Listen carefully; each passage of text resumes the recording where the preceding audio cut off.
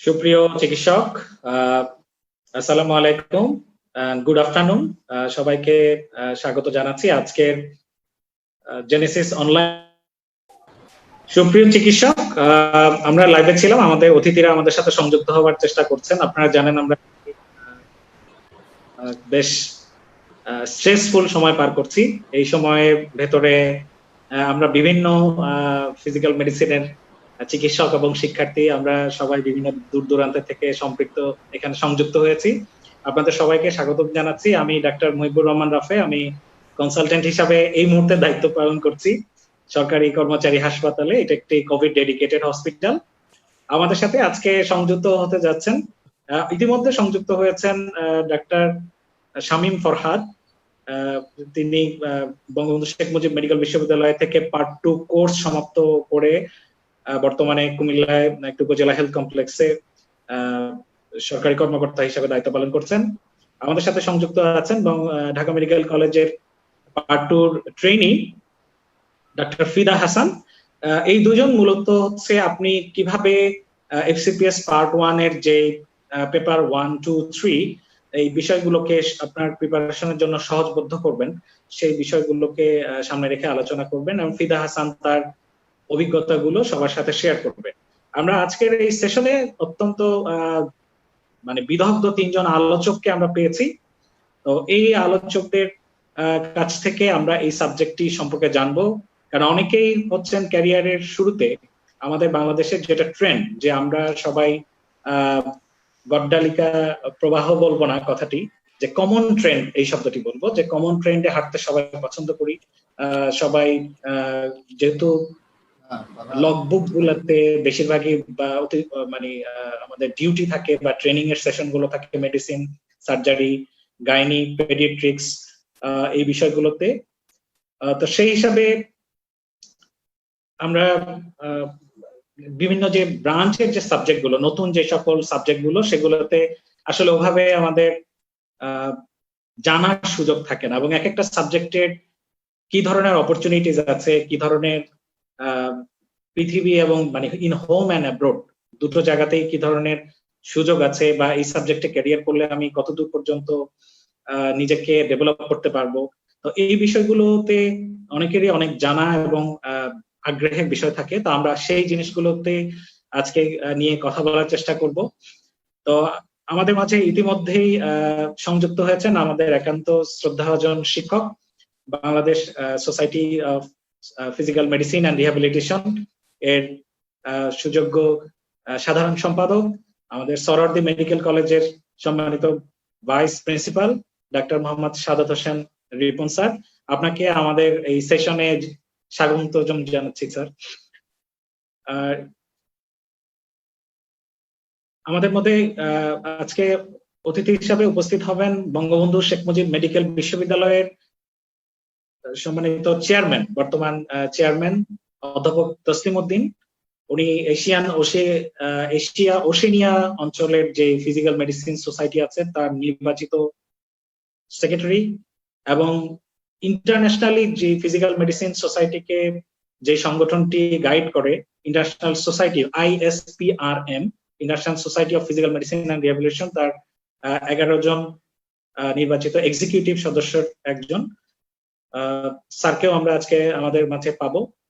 আরেকজন resource person আমাদের মাঝে উপস্থিত থাকবেন, আমাদের ঢাকা মেডিকেল কলেজের সহযোগী অধ্যাপক এবং সুপরিচিত ফিজিয়াট্রিস্ট ডাক্তার মোহাম্মদ মনিরুজ্জামান।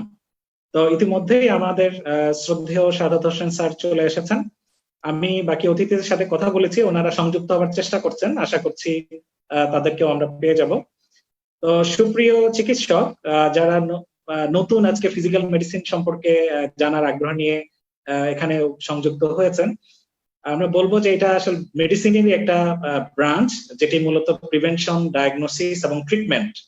স্পেশালি এর ফোকাল এরিয়া হচ্ছে নার্ভ, বোনস এবং মাসলস, এবং এটা টেম্পোরারি এবং পার্মানেন্ট যে ইম্পেয়ারমেন্ট আমরা বলি হচ্ছে অক্ষমতা বা সীমাবদ্ধতা, এই বিষয়টিকে সামনে রেখে কিন্তু মূলত কাজ করে। আমি একটু সহজ করে যদি কথাটি বলি, যে আমাদের কাছে সাধারণত আমরা যে সকল রোগের চিকিৎসাগুলো করি, খুব সিম্পল একটা রোগের কথা বলি, যেমন অস্টিও আর্থ্রাইটিস অফ দ্য নি জয়েন্ট। ইন এ ফিজিশিয়ান, প্রত্যেক চিকিৎসককে কিন্তু এই রোগটি সম্পর্কে তাকে ধারণা রাখতে হয় এবং এই রোগগুলো নিয়ে কাজ করতে হয়। এবং এই রোগটি যখন আসলো, আমরা বুঝলাম তার সিমটম দেখে, তার এক্সরে দেখে, তার অন্যান্য ফাইন্ডিংস দেখে যে নিশ্চিত হলাম যে এটি অস্টিও আর্থ্রাইটিস অফ দ্য নি। সেক্ষেত্রে একজন ফিজিশিয়ান হিসাবে আমার এই তথ্যগুলো কিন্তু মোটামুটি সবাই জানি যে এটা একটা ন্যাচারাল প্রসেস, এটা ইনএভিটেবল, এটা রিভার্স করা যায় না, এবং এটাতে লাইফস্টাইল মডিফাই করতে হবে, এবং এটার সমাধানগুলো কিন্তু খুব সাধারণ। এবং যদি চিকিৎসক হিসাবে আমরা এটাকে ডিল করি, সেক্ষেত্রে কিন্তু আমরা কি দিব? এটা তসলিম স্যারের, আচ্ছা, মনিরুজ্জামান স্যার অলরেডি সংযুক্ত হয়েছেন আমাদের সাথে, স্যারকে স্বাগতম জানাচ্ছি। যে কথাটি বলছিলাম যে চিকিৎসক হিসেবে তখন কিন্তু আমরা সাধারণত কি দিই? আমরা দেই ব্যথার ওষুধ, এনএসআইড দিচ্ছি, ক্যালসিয়াম সাপ্লিমেন্ট দিচ্ছি, কেউ ফুড সাপ্লিমেন্ট দিচ্ছি, কেউ তখন পেশেন্টকে সাজেশন দিচ্ছে কি আপনি ওয়েট কমাবেন, হাই কমোড ইউজ করবেন, চেয়ার কমোড ইউজ করবেন, গরম শেক নিবেন। তারপরে হয়তো আমাদের হাতে কি থাকে, অ্যাসপিরেশন করি অথবা পেশেন্টকে স্টেরয়েড দিই। কিন্তু যখন ফিজিক্যাল মেডিসিনের কাছে এই ব্যক্তি উপস্থিত হবেন, তখন কিন্তু আমাদের মেইন কনসার্ন থাকে কিন্তু ফাংশনাল লিমিটেশন, এবং এই যে তার যে সীমাবদ্ধতাটা, এই রোগের কারণে যে সীমাবদ্ধতা, পুরোটা নিয়ে কিন্তু আমরা কাজ করি। সেক্ষেত্রে কিন্তু শুধুমাত্র ড্রাগ না, তখন আমাদের কিন্তু যেই সব জায়গাগুলো কাজ করতে হয়, পেইন কন্ট্রোল নিয়ে কাজ করতে হয়, তার গেইট কারেকশনের জন্য কাজ করতে হয়, তার স্টিফনেস রিডাকশনের জন্য কাজ করতে হয়, তার মাসল ওয়াস্টিং, তার অর্থোসিস যদি প্রয়োজন হয়, তার ওয়াকিং কোনো এইড প্রয়োজন হয়, ডিজিজ অ্যাক্টিভিটি রিঅ্যাকশন হয়, তার হোম মডিফিকেশন, ইভেন সে যে পরিবেশে কাজ করছে সেখানে সে ঠিকভাবে কাজ করতে পারবে কিনা। সুতরাং ফিজিক্যাল মেডিসিন সাবজেক্ট হিসাবে অনেক ধরনের অপশন নিয়ে কাজ করার সুযোগ আছে। সেই সুযোগগুলো আমি খুব ছোট্ট একটি এক্সাম্পল দিলাম। আজকে আমরা অতিথিদের কাছ থেকে মূলত শুনবো। ইতিমধ্যেই আমাদের সাথে সংযুক্ত হয়েছেন আমাদের একান্ত শ্রদ্ধাভাজন সহযোগী অধ্যাপক, Dhaka medical college, doctor Mohammad Moniruzzaman, যে স্যার রোগীদের কাছে এম জামান নামে পরিচিত, এবং উনি, আমি বলবো যে ইন্টারভেনশন ফিজিয়াট্রিকে একটি শিল্পের জায়গায় উপনীত করেছেন। উনি প্রচুর কাজ করেন এই বিষয়ে।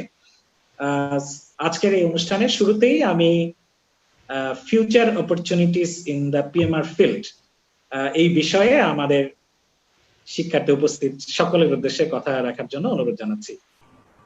সবাইকে আসসালামু আলাইকুম ওয়া রাহমাতুল্লাহি ওয়া বারাকাতুহু। জেনেসিস অনলাইন ইউনিভার্সিটিতে আমি আসলে প্রথম, এবং this is my first exposure, এবং I must congratulate and thanks to Genesis Authority for my inviting me actually as a career opportunity in physical medicine to give my lecture. I feel proud because the audience is actually very much new to me, because actually most of the audience, especially skilled person, suppose FCS part 1 or the MD part 1 or the phase 2, phase B, I have to deal with, or the completely past FCS or MD or the consultant, I have to mainly focus on the lectures. But as a newcomer or beyond the part 1, actually that means before entry of the part 1 or MD as a medical student, this is a little bit difficult, because I have to more simplify for you so that you can understand easily to enter my subject.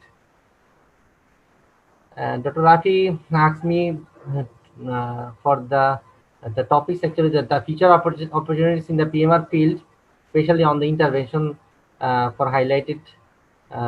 So I try my best for as much as simple for you. So let's start. Before starting, I think how actually I try to look at your own eyes. If I am staying on your seat, how I can convince or what are the obstacles to enter my subject, because we already passed all obstacles which you faced. You have to face you. So I try to focus my career so that you can easily understand how my career is built up. Allah subhanahu wa ta'ala help me so that you can maybe encourage to enter my subject, because my career is actually the very fast. Uh, uh, Actually, I build my career, so I think it may be helpful for you. The, I actually in 2002 September I passed in Chittagong Medical College in MBBS, and 2003 4 like, my internship was completed. And you see 2005 I joined in the 24th BCS January, and also I complete the part 1 FCPS 2005. And you see 2009 I completed my FCPS. Then assistant professor in current charge I posted in the Rangpur Medical College in 2010. And 2013, I have got the Lian scholarship in Taiwan in National Taiwan University Hospital. And also, I worked in the Mackey Memorial Hospital for the pain intervention. And 2014, I joined in Dhaka Medical College as confirmed assistant professor. And 2017, here actually the, if you see, the one slide is actually the a little bit come again. These are ICRS regional level scholarship. I have got the 2019, and in between, actually, I also had get chance to join in as a faculty in India and also in Taiwan. For building the career, you have to. And now I am working as a associate professor in Dhaka Medical College in 2017. So to build your career, I think you have to face many things. Among these, first one is actually you have to, what is the fascination to your subject? If you have only in medicine side, not surgery or gynae, you can choose the within the medicine which part you actually, which subspecialty you choose, because gross medicine, internal or the surgery, it's a huge number of fellows actually in our country practicing in private and government level. But if you choose a subspecialty, this is a good choice. Among the subspecialty, I, as a physiatrist, I suggest, or my part is actually only the physical medicine. So I want to guide you. If you actually feel friendly for dealing with the musculoskeletal system, like the muscles, ligaments, joints, nerves, tendons, cartilage, bones. So you have a chance to join in physical PMR or physical medicine. But these terms or this side also, some few subjects also deal with this, but some superiority over this I will go forwards, later you will know. Second is job opportunity and the government level and private level. Third, private practice opportunity. The fourth, minimal invasive interventions. It's related to the earning money. And you easily understand actually we have many minimal invasive interventions. I think we have the highest intervention among all subjects. The total treatment with the full satisfactions, because here is actually opportunity, not only the drug or not only the exercise, because you have deal with the vast knowledge with the many complaints of the patients. So total care can be got patient from you. And also our motto is prevention of surgery and medical rehabilitation. So because most of the patients do not want surgery, so our approach is always up utmost level of the prevention of the surgery. And also needs the medical resource, and definitely scholarship, training, liaison with the foreign countries. And latest is actually the virtual mentoring also, and the humanitarian, because uh, uh, the last of all, after practicing, whether you government or non-government, we are human being, and we have to deal with the disabled and the poor people. So in Bangladesh we have many responsibilities. So in our subject, actually we have a great satisfaction. Regarding the pain management, you know that the WHO have pain ladder. You see the non-opioid step 1, step 2, step 3. But in our subject, actually the invasive procedure is not covered by the step 3. So it probably step 4. You see these the many invasive procedures covered by the step 4, and step 5 maybe the surgery. And actually the between the conservative and the surgery, the intervention actually made the bridging. And these actually the therapeutic interventions actually have a diagnostic and manage the acute pain, even stop the chronic pain and facilitate rehabilitation. And palliative means the actually the end stage care when there is no cure, especially in cancer patients. So this palliative care for the pain-free end of life is very important, and also definitely avoid surgery. And also we are thinking now the especially for the chronic pain for the early intervention. So early intervention is actually a good start and also definitely a good finisher. And many interventions I do not tell line by line, but I want to show some pictures so that you can understand. Though I cannot tell about details about the intervention, but I just go through the just picture. You see, this type of blindly intraarticular steroid in different joint. We were practicing actually, but in nowadays we are not practicing like this.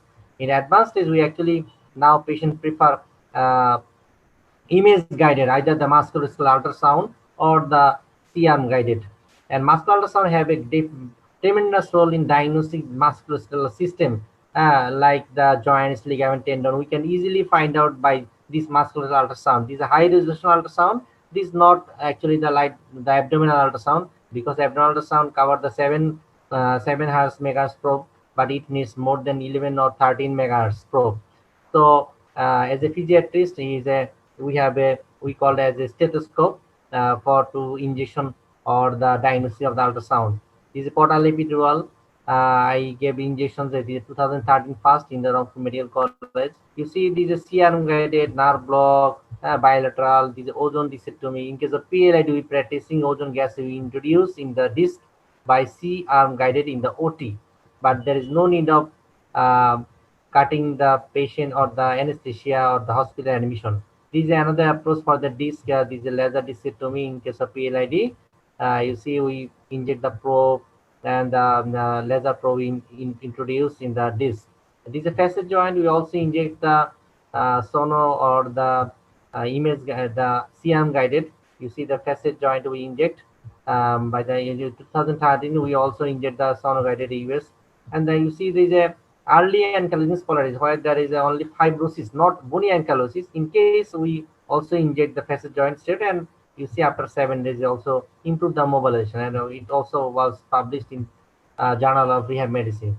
In sacroiliitis also you can use the injection of the SI joints, and also the cervical disc. We previously we used the blindly, but now we use the CM guided injection by the image guided. That means you see there is a disc within the disc, the probe is introduced, and also we can give the nerve block. So the many patient can get relief from the pain without surgery. And even these all patients may need the physiotherapy, but after 1 or 2 weeks of rest, so that patient can get the complete cure. In case of adhesive capsulitis of the chronic shoulder pain, that means patient cannot move the shoulder, the refractory pain or the failed physio. What can we do? There is no chance of the under GA surgery. We actually practice the subdeltoid bursa dilatation. This is also the sono guided. Even we the reports you sometimes found in CT or the MRI the calcification of the shoulder. Now there is the ultrasonogram report also shows the calcification. We also breaking the calcification by the sono guided. In case of rib pain, we also use the intercostal nerve block by the sono guided intercostal nerve block. Even in septic arteries, we wash the knee joint by the normal saline, so the hospital stay or the initial drugs can reduce the time of recovery. And the Baker's cyst also we can aspirate. And you see the sonography, we can use also the synovial biopsy, so the patient cannot need the use the large incision. This is a synovium. Also we can practice the sonography FNC also. Now the sports injury also is a many medical student or doctors have fascination to deal with the sports, but there is a you see there's a sports injury have a, some special uh, treatment protocol. You see we cannot use the steroid, so only physio rehab or the PRP stem cell or the regeneration of the tissues, because this is the each fiber has a responsible for improve your fitness. So a just at a glance, you see that we making the PRP by 3, and then we inject the PRP in the different joints, ligaments, tendons, different area, the knee joints, the decollements, wrist, metacarpal joints, this. And hip joint also the Achilles tendon, where there is we cannot give steroid, the PRP is very much safe. And you see there is a phantom, there's a also you have a practice to purify or the to make the more accuracy in your practice level, so that patient cannot harm by your in early stage. And the stem cell is also the beyond PRP, is there also the revolution in the biologics. We also practicing in the stem cells, only the we use only the adult stem cell, not in the induced pluripotent or the embryo. You see these classical finding of the cartilage erosion in the knee OA, and this is a procedure in the Dharmandi Popular Hospital in the OT. And you see the in case in the orthopedician, we give the stem cells so that and after 6 months, patient increase the TB flow space. So it's a very much amazing. The without the surgery or the stage 3, we can actually the improve the space by cartilage regeneration. You see the at a glance, just procedure the stem cell, and it is the MSC or the mesenchymal stem cell and inject. You see after 8 weeks, bone marrow edema. This is you see the white color bone marrow edema MRI. This also reduced, and after 8 weeks post BNC, the after still finding this is the cartilage regeneration after 6 months. So we do not want knee arthroplasty, and these actually the besides actually the bone marrow stem cell, there is another source lipoaspid or the fats from the fat cell from the we collect from the lower abdomen stem cell, and you see there is a multiple filtration. We actually collect the lipoaspid stem cell. These are actually the microscopic level of the stem cell collections, and we inject the in the supraspinous tendon TR sonoguided. So you see the after regeneration, there is after 6 months in the ultrasonogram, there is a regeneration of the supraspinous tendon. Even in ACL, we the my ACL team, we inject the stem cell into the ACL by image guided. Without image guided, actually there is a the all procedure may be failed. So you see the ACL ligament compromise the dye. So this is another option is the hip, avian hip stage, especially stage 1 to 3 level when there is no collapse. Now we can give the stem cells. So prevent the early progress of the avian. If collapse, there is a need of the hip arthroplasty. So at the early stage, we have many things to do in the many cases in each joint. So besides in the rehab, you see we have a huge side for the spinal injury, stroke, and they also work with the disabled people. And also in the regarding the resource, you see that we have the foundation, association, many society we have collaborations in many in the national and international level. And online searches, you have also the the PubMed and the National Library of Medicine, Medscape, and practice guideline is we have a specific definite guideline, and volunteer opportunity also available in many level we can do. And virtual mentoring also is, especially in the corona situation, this concept is actually come out.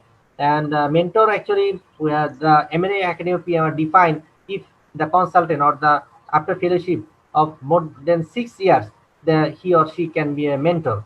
So our society can help you to become a mentor, and faculty for the faculty development.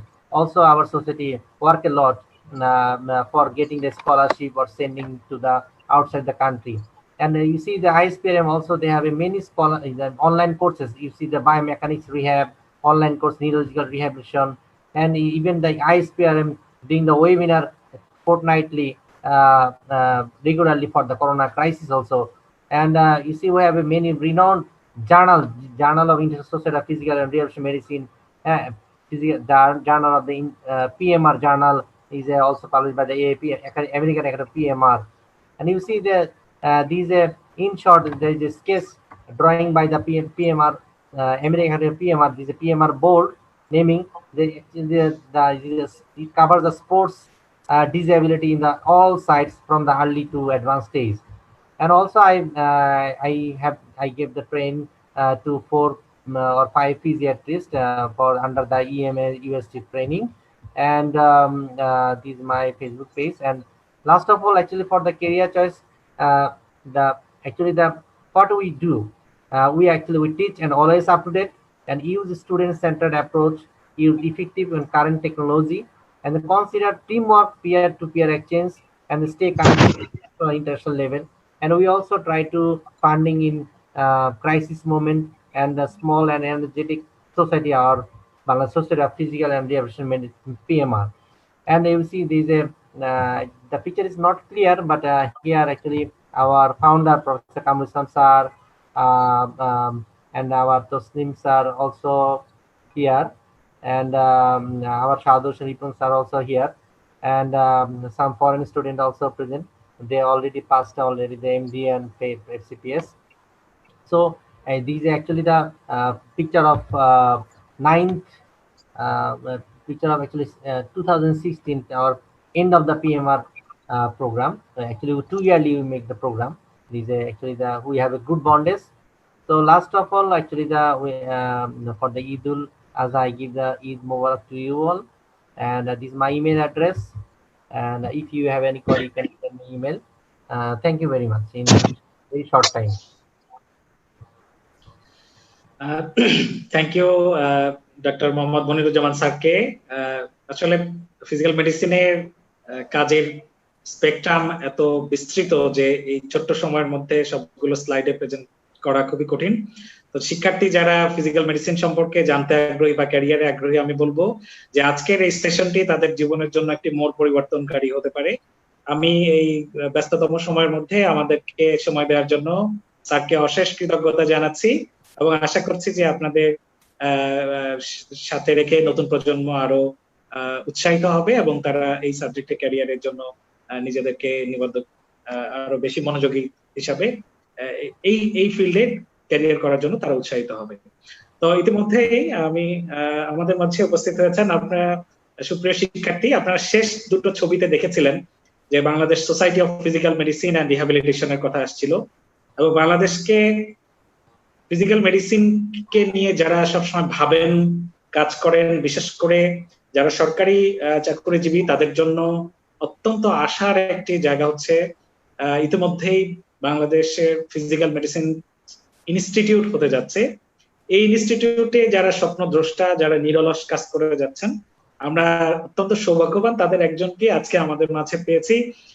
বিশেষ করে কিছু মানুষদের কথা বলতেই হবে, যেমন আমাদের doctor Zahid sir, Dhaka medical কলেজের অধ্যাপক রিসেন্টলি হয়েছেন। তারপরে আমাদের হাবিব স্যার, এবং এই সাবজেক্টের যিনি জনক বলা হয় বাংলাদেশে, অধ্যাপক কামরুল হাসান স্যার, আমাদের শ্রদ্ধেয় মাইনুজ্জামান স্যার, অধ্যাপক সৈলিম, অধ্যাপক শামসুন নাহার সহ অনেক মানুষ আছেন যারা এই সাবজেক্টকে সমৃদ্ধ করেছেন।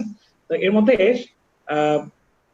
আজকে আমাদের মাঝে উপস্থিত শ্রদ্ধেয় অধ্যাপক সোহরাওয়ার্দী মেডিকেল কলেজ এবং ভাইস প্রিন্সিপাল অধ্যাপক শাহাদাত হোসেন রিপন স্যারকে আমি আজকের উপস্থিত শিক্ষার্থীদের উদ্দেশ্যে ফিজিক্যাল মেডিসিন এর অপরচুনিটিস স্পেশালি ইন বাংলাদেশ এবং গভর্নমেন্ট সেক্টরে, কারণ এখানে যেহেতু প্রমোশনের একটা ব্যাপার থাকে বা অনেকেরই আগ্রহ থাকে, সরকারি চাকরিজীবী যারা আছেন তারাও আগ্রহের জায়গাটা থাকেন, সব মিলিয়ে আমি স্যারের কাছ থেকে শুনতে চাইবো। আমরা অধীর আগ্রহ অপেক্ষা করছি। Please sir. ধন্যবাদ। শোনা যাচ্ছে? জি স্যার, শোনা যাচ্ছে স্যার। ধন্যবাদ মাহবুব রহমান রাফি, তোমার এই সুন্দর উদ্যোগ গ্রহণের জন্য, যে এই যে জেনেসিস অনলাইন ইউনিভার্সিটির মাধ্যমে বিশেষ করে আমাদের ফিজিক্যাল মেডিসিন অ্যান্ড রিহ্যাবিলিটেশন এই সাবজেক্ট কেরিয়ার, যাতে আমাদের বিশেষ করে যারা তরুণ শিক্ষার্থী আছে, চিকিৎসকবৃন্দ আছে, তারা যেন এই আমাদের যে subject physical medicine and rehabilitation অথবা রিহ্যাবিলিটেশন মেডিসিন অথবা ফিজিক্যাল অ্যান্ড রিহ্যাবিলিটেশন মেডিসিন যেটাই বলি না কেন, অথবা ফিজিয়াট্রি, যে কোনো এইটাতে তাদের কেরিয়ার যাতে তারা গড়তে পারে, তারা আগ্রহী হয়, এবং এখানে কি কি তাদের অপরচুনিটি আছে সেই জিনিসগুলো এক্সপ্লোর করার জন্য যে প্রোগ্রামের আয়োজন করেছো, আমি তোমাকে ধন্যবাদ জানাতে চাই। এবং যারা সংযুক্ত আছে আজকে এখানে, তাদেরও আমি আসসালামু আলাইকুম জানাচ্ছি সকলকে। এবং কিছুক্ষণ আগে ডক্টর মোহাম্মদ মনিরুজ্জামান। সে অত্যন্ত প্রমিজিং একজন ফিজিয়াট্রিস্ট, বাংলাদেশে বিশেষ করে ইন্টারভেনশনাল ফিজিয়াট্রির ক্ষেত্রে বাংলাদেশে প্রতিকৃতি বলা যায়। সে অত্যন্ত সুন্দর একটি প্রেজেন্টেশন এখানে দিয়েছে। তো আমাদের এই ফিজিক্যাল মেডিসিন অ্যান্ড রিহ্যাবিলিটেশনের পথ চলা শুরু কিন্তু অনেক আগে, বাংলাদেশে যখন অনেক সাবজেক্ট আমাদের এখানে স্টাবলিশড হয় না, সেই সময় আমাদের এই ফিজিক্যাল মেডিসিন অ্যান্ড রিহ্যাবিলিটেশনে বাংলাদেশের যিনি ফাদার জনক বলা হয় প্রফেসর কামরুল ইসলাম স্যার, তার হাত ধরেই তিনি ইউনাইটেড কিংডম থেকে এই ফিজিক্যাল মেডিসিনের উপরে যখন এমআরসিপি করে বাংলাদেশে আসলেন এবং 1969-এ ঢাকা মেডিকেল কলেজে এই সাবজেক্টের পথ চলা শুরু হয়। যদিও তারপরে ক্রমান্বয়ে আমাদের এই স্পেশালিটি গড়ার যে মূল কারিগর বাংলাদেশে, শোনা যাচ্ছে? জি স্যার, শোনা যাচ্ছে স্যার। মূল যে একটি প্রতিষ্ঠান, আপনারা জানেন যে আমাদের এই বিভিন্ন বিশেষায়িত সাবজেক্টগুলা যে প্রতিষ্ঠানের হাত ধরে সারা বাংলাদেশে প্রতিষ্ঠিত হয়েছে, Bangladesh college of physicians and surgeon BCPS থেকে এফসিপিএস ডিগ্রি, সেটা শুরু হয় 90 দশকের সময় থেকে। তারপরে আমাদের অনেক যারা এখন রিনাউন্ড ফিজিশিয়ান, তারা সেই সময় ফিজিক্যাল মেডিসিনে ডিগ্রি অর্জনের মাধ্যমে এই সাবজেক্টে প্রবেশ করে।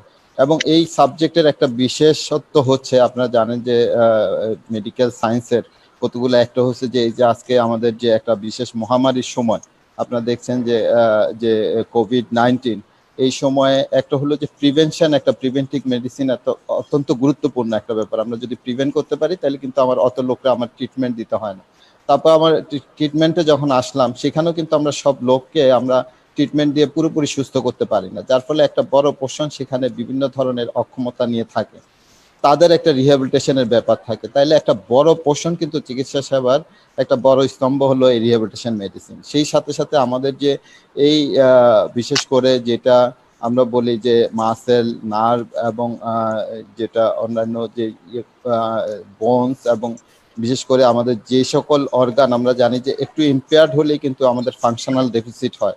তাহলে এই টোটাল যে ডিজিজগুলো, সেই ডিজিজগুলো নিয়ে একটা ব্রড স্পেকট্রাম এই ফিজিক্যাল মেডিসিন অ্যান্ড রিহ্যাবিলিটেশনের আমাদের বোথ ট্রিটমেন্ট এবং রিহ্যাবিলিটেশন দুই জায়গায় আমাদের কাজ করার সুযোগ আছে। এবং আপনারা জানেন যে সেই সাবজেক্টগুলাই আপনার সবচেয়ে বেশি ডিমান্ডিং, যে সাবজেক্টগুলো আপনার অনেকগুলা ডোমেইন থাকে, যার মাধ্যমে সাব স্পেশালিটির মাধ্যমে তারা কাজ করার অপরচুনিটি বেড়ে যায়। আপনারা জানেন যে আমাদের এখানে যেমন মাসকুলোস্কেলেটাল মেডিসিন নিয়ে কাজ করতে পারে, আমাদের নিউরো রিহ্যাবিলিটেশন নিয়ে কাজ করতে পারে, আমাদের ইন্টারভেনশনাল যে ফিজিয়াট্রি সেটা নিয়েও যে কেউ কাজ করতে পারে, আবার যারা স্পোর্টস মেডিসিন নিয়ে কাজ করতে পারে, আমাদের পালমোনারি এবং কার্ডিয়াক রিহ্যাব আছে সেটা নিয়ে কাজ করতে পারে। সুতরাং আমাদের অনেকগুলা জায়গা আছে এবং আমাদের যেটা আরো অনেকগুলো রিহ্যাবের ডিসএবিলিটি যেটা অ্যাড্রেস করে যে জায়গাগুলো, আপনারা জানেন যে ইভেন আমাদের এই মেডিকেল সেক্টরের বাইরেও যে জায়গাগুলো আছে, সোশ্যাল সেক্টরেও আমাদের কাজ করার একটা বিশাল সুযোগ রয়েছে, কেননা আমরা যেহেতু ডিসেবল পিপল নিয়ে কাজ করি। সুতরাং সেই জায়গাগুলো তো কিন্তু আমাদের এখনো আনএক্সপ্লোরড রয়েছে, যেখানে আমরা আমাদের কেরিয়ার এবং অপরচুনিটিগুলো আমরা সৃষ্টি করতে পারি। ইতিমধ্যেই আমাদের যারা এই সাবজেক্টে আসবেন তাদের ক্ষেত্রে বিশেষ করে এই জায়গাটাতে পোস্ট গ্রাজুয়েশন করার ক্ষেত্রে আমাদের কিন্তু অনেকগুলা যেটা স্মুথনেস একটা বড় ব্যাপার, কারণ আমাদের যখন কেরিয়ার বিল্ড আপ করতে যায় একজন তরুণ চিকিৎসক, তখন কিন্তু একটা জিনিস গুরুত্বপূর্ণ যে সে ওই অপরচুনিটিগুলো তার কেমন আছে। আমাদের বিসিপিএস এর ইয়েতে যেমন আছে আমাদের পোস্ট গ্রাজুয়েশন করা, সেই সাথে সাথে আমাদের এমডি কোর্স আছে ঢাকা মেডিকেল কলেজে এবং বঙ্গবন্ধু শেখ মুজিব বিশ্ববিদ্যালয়, এবং সেখানে গভর্নমেন্ট এবং নন গভর্নমেন্ট উভয় দিক থেকেই আসার সুযোগ আছে এই এমডি কোর্সগুলোতে। আমরা এর মধ্যে যদি আমরা যে ইনস্টিটিউট করার চেষ্টা করছি সেখানে যদি করতে পারি, তাহলে আমরা কিন্তু এখানে তো এমডি হবেই মূল যে আমাদের clinical physical medicine and rehabilitation, তার পাশাপাশি আমি যে সাব স্পেশালিটিগুলো বলেছি সেখানেও কিন্তু আমাদের পোস্ট গ্রাজুয়েশন করার একটা সুযোগ সৃষ্টি হবে। এবং আরেকটা হলো যেটা আমাদের যেটা এই পোস্ট গ্রাজুয়েশন করার পর্যায়ে যে ট্রেনিং যে জায়গাগুলো আছে, সেই ট্রেনিং ফ্যাসিলিটিসগুলো যেন ক্রমান্বয়ে আমাদের বৃদ্ধি পায় সেই জন্য, এবং সেই সাথে সাথে পোস্ট গ্রাজুয়েশন করার পরে যে বিভিন্ন জায়গায় আমরা যখন কনসালটেন্ট হিসাবে কাজ করব, আমরা যখন টিচার হিসাবে কাজ করব, সেই জায়গাগুলোতে যাতে আমরা ইতিমধ্যেই প্রায় 7-8 বছর আগে অনেকগুলা সরকারি পর্যায়ে আমরা পদ সৃষ্টি করেছি। বেসরকারি যে পর্যায়গুলো আছে সেখানেও কিন্তু আমাদের কনসালটেন্ট লেভেলে যেমন চাহিদা রয়েছে, সেই সাথে সাথে যে বেসরকারি মেডিকেল কলেজগুলো রয়েছে সেখানেও কিন্তু আমাদের 5th ইয়ারের সিলেবাস আছে, এবং সেখানেও কিন্তু হাসপাতালের সাথে সম্পৃক্ত থেকে সেই জায়গাটাতে কাজ করারও ব্যাপক সুযোগ রয়েছে। সুতরাং যে কেউ যদি এই ফিজিক্যাল মেডিসিনে তার কেরিয়ার বিল্ড আপ করে, আমি মনে করি যে সে দেশের ভিতরে দ্রুত যে কোনো সাবজেক্টের চেয়ে অনেকটা দ্রুতই এই ফিজিক্যাল মেডিসিনে তার কেরিয়ার বিল্ড আপ করতে পারবে। সেই সাথে এই কেরিয়ার বিল্ড আপের ক্ষেত্রে অন্যতম আরেকটা গুরুত্বপূর্ণ ব্যাপার হলো সে দেশে এবং বিদেশে কতটা দ্রুত ট্রেনিং এবং আমাদের যে টোটাল যে ইন্টারেক্টিভ যে সেশনগুলো আছে, আমাদের যে বিভিন্ন সেমিনার সিম্পোজিয়াম এগুলো হয়, সেগুলোর মাধ্যমে দ্রুত কিভাবে নিজেকে বিল্ড আপ করতে পারে, সেই অপরচুনিটিগুলো কিন্তু আমরা ফিজিক্যাল মেডিসিন অ্যান্ড রিহ্যাবিলিটেশন অন্য সোসাইটির মতো, বিশেষ করে এই ফিজিক্যাল মেডিসিন আমরা সেটা সৃষ্টি করেছি দেশের মধ্যে, এবং দেশের বাইরেও আমরা ওয়েল কানেক্টেড। আমাদের এখন যে ইউরোপ, আমেরিকা এবং এশিয়ার যে কান্ট্রিগুলো উন্নততর পর্যায়ে গিয়েছে, তাদের সাথে আমরা ওয়েল কানেক্টেড, এবং যে কেউ এখানে কেরিয়ার করতে আসলে আমি মনে করি যে তারা এই জিনিসগুলো অন্য অনেক সাবজেক্টের চেয়ে দ্রুত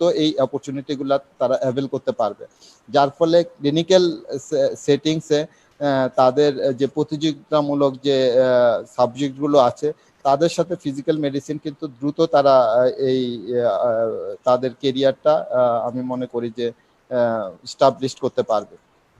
আর আমাদের যে মেডিকেল কলেজগুলো এখন যে অবস্থায় আছে, আমাদের যে প্রাইভেট যে সেক্টরগুলো সেখানে যে পর্যায়ে আছে, আমরা যদি আসলে এখনো অনেক জায়গায় আমাদের এখনো এই ফিজিয়াট্রি এবং আমরা যারা physical medicine and rehabilitation specialist তাদের কিন্তু এখনো অনেক স্বল্পতা রয়েছে, এবং আমি মনে করি কেউ যদি এটা কেরিয়ার হিসাবে প্রথমে নেয়, এটা তার জন্য একটা বড় সুযোগ সৃষ্টি করবে।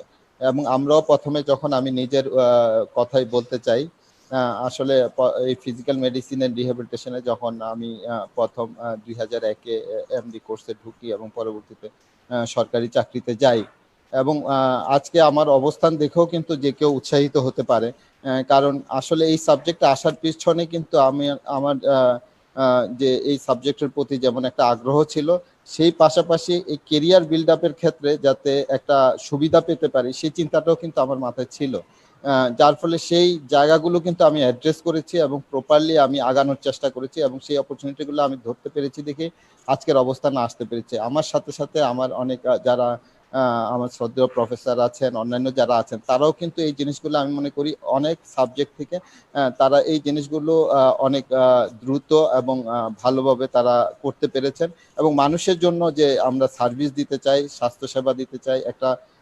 কম্প্রিহেন্সিভ যে সেবাটা, স্যাটিসফ্যাকশন নিয়ে যে সেবাটা, একজন মানুষকে পুরোপুরি তার চিকিৎসা, তার জন্য যদি যে তাকে অ্যাসেস করা, তার ফুল চিকিৎসার জন্য একটা প্ল্যান করা, এবং সেই প্ল্যানগুলোর অনেকটাই আমরা একমাত্র অনেকগুলো খুব জটিল সার্জিক্যাল ব্যাপার ছাড়া কিন্তু অনেকগুলাই পেশেন্টের জন্য আমরা নিজেরাই একটা টিমের মাধ্যমে এনশিওর করতে পারি। এবং আরেকটা হলো আমাদের যে আমরা যারা ফিজিয়াট্রি, আমাদের একটা সৌভাগ্য হলো আমি মনে করি তারা যদি এটা নিজেরা বিল্ড আপ করে নিজেদের, সেটা হলো যে অন্য অনেক জায়গায় কিন্তু সার্জিক্যাল কিছু এবং অন্যান্য জায়গা ছাড়া আমাদের কিন্তু একটা টিম বিল্ড আপ করে কাজ করতে হয়, আমাদের অ্যালাইড প্রফেশনালস অনেকে আছে, তারপরে সেখানে যদি এই নেতৃত্বটা প্রথম থেকেই ঢুকে তারা অ্যাচিভ করতে পারে, আমি মনে করি যে আমাদের যে হেলথ সেক্টরে অন্যান্য যে আমাদের প্রশাসনিক জায়গা আছে সেখানেও কিন্তু তাদের একটা ভালো করার সুযোগ থাকে। সেহেতু এই সাবজেক্টে যদি তারা আসে, তারা যদি অপরচুনিটিগুলো কাজে লাগায়, আমি মনে করি যে তারা ভবিষ্যতে খুব ভালো একটা অবস্থানে এখানে যেতে পারবে, এবং বাংলাদেশের লোকজনের জন্য এই সাবজেক্টটার অত্যন্ত প্রয়োজন।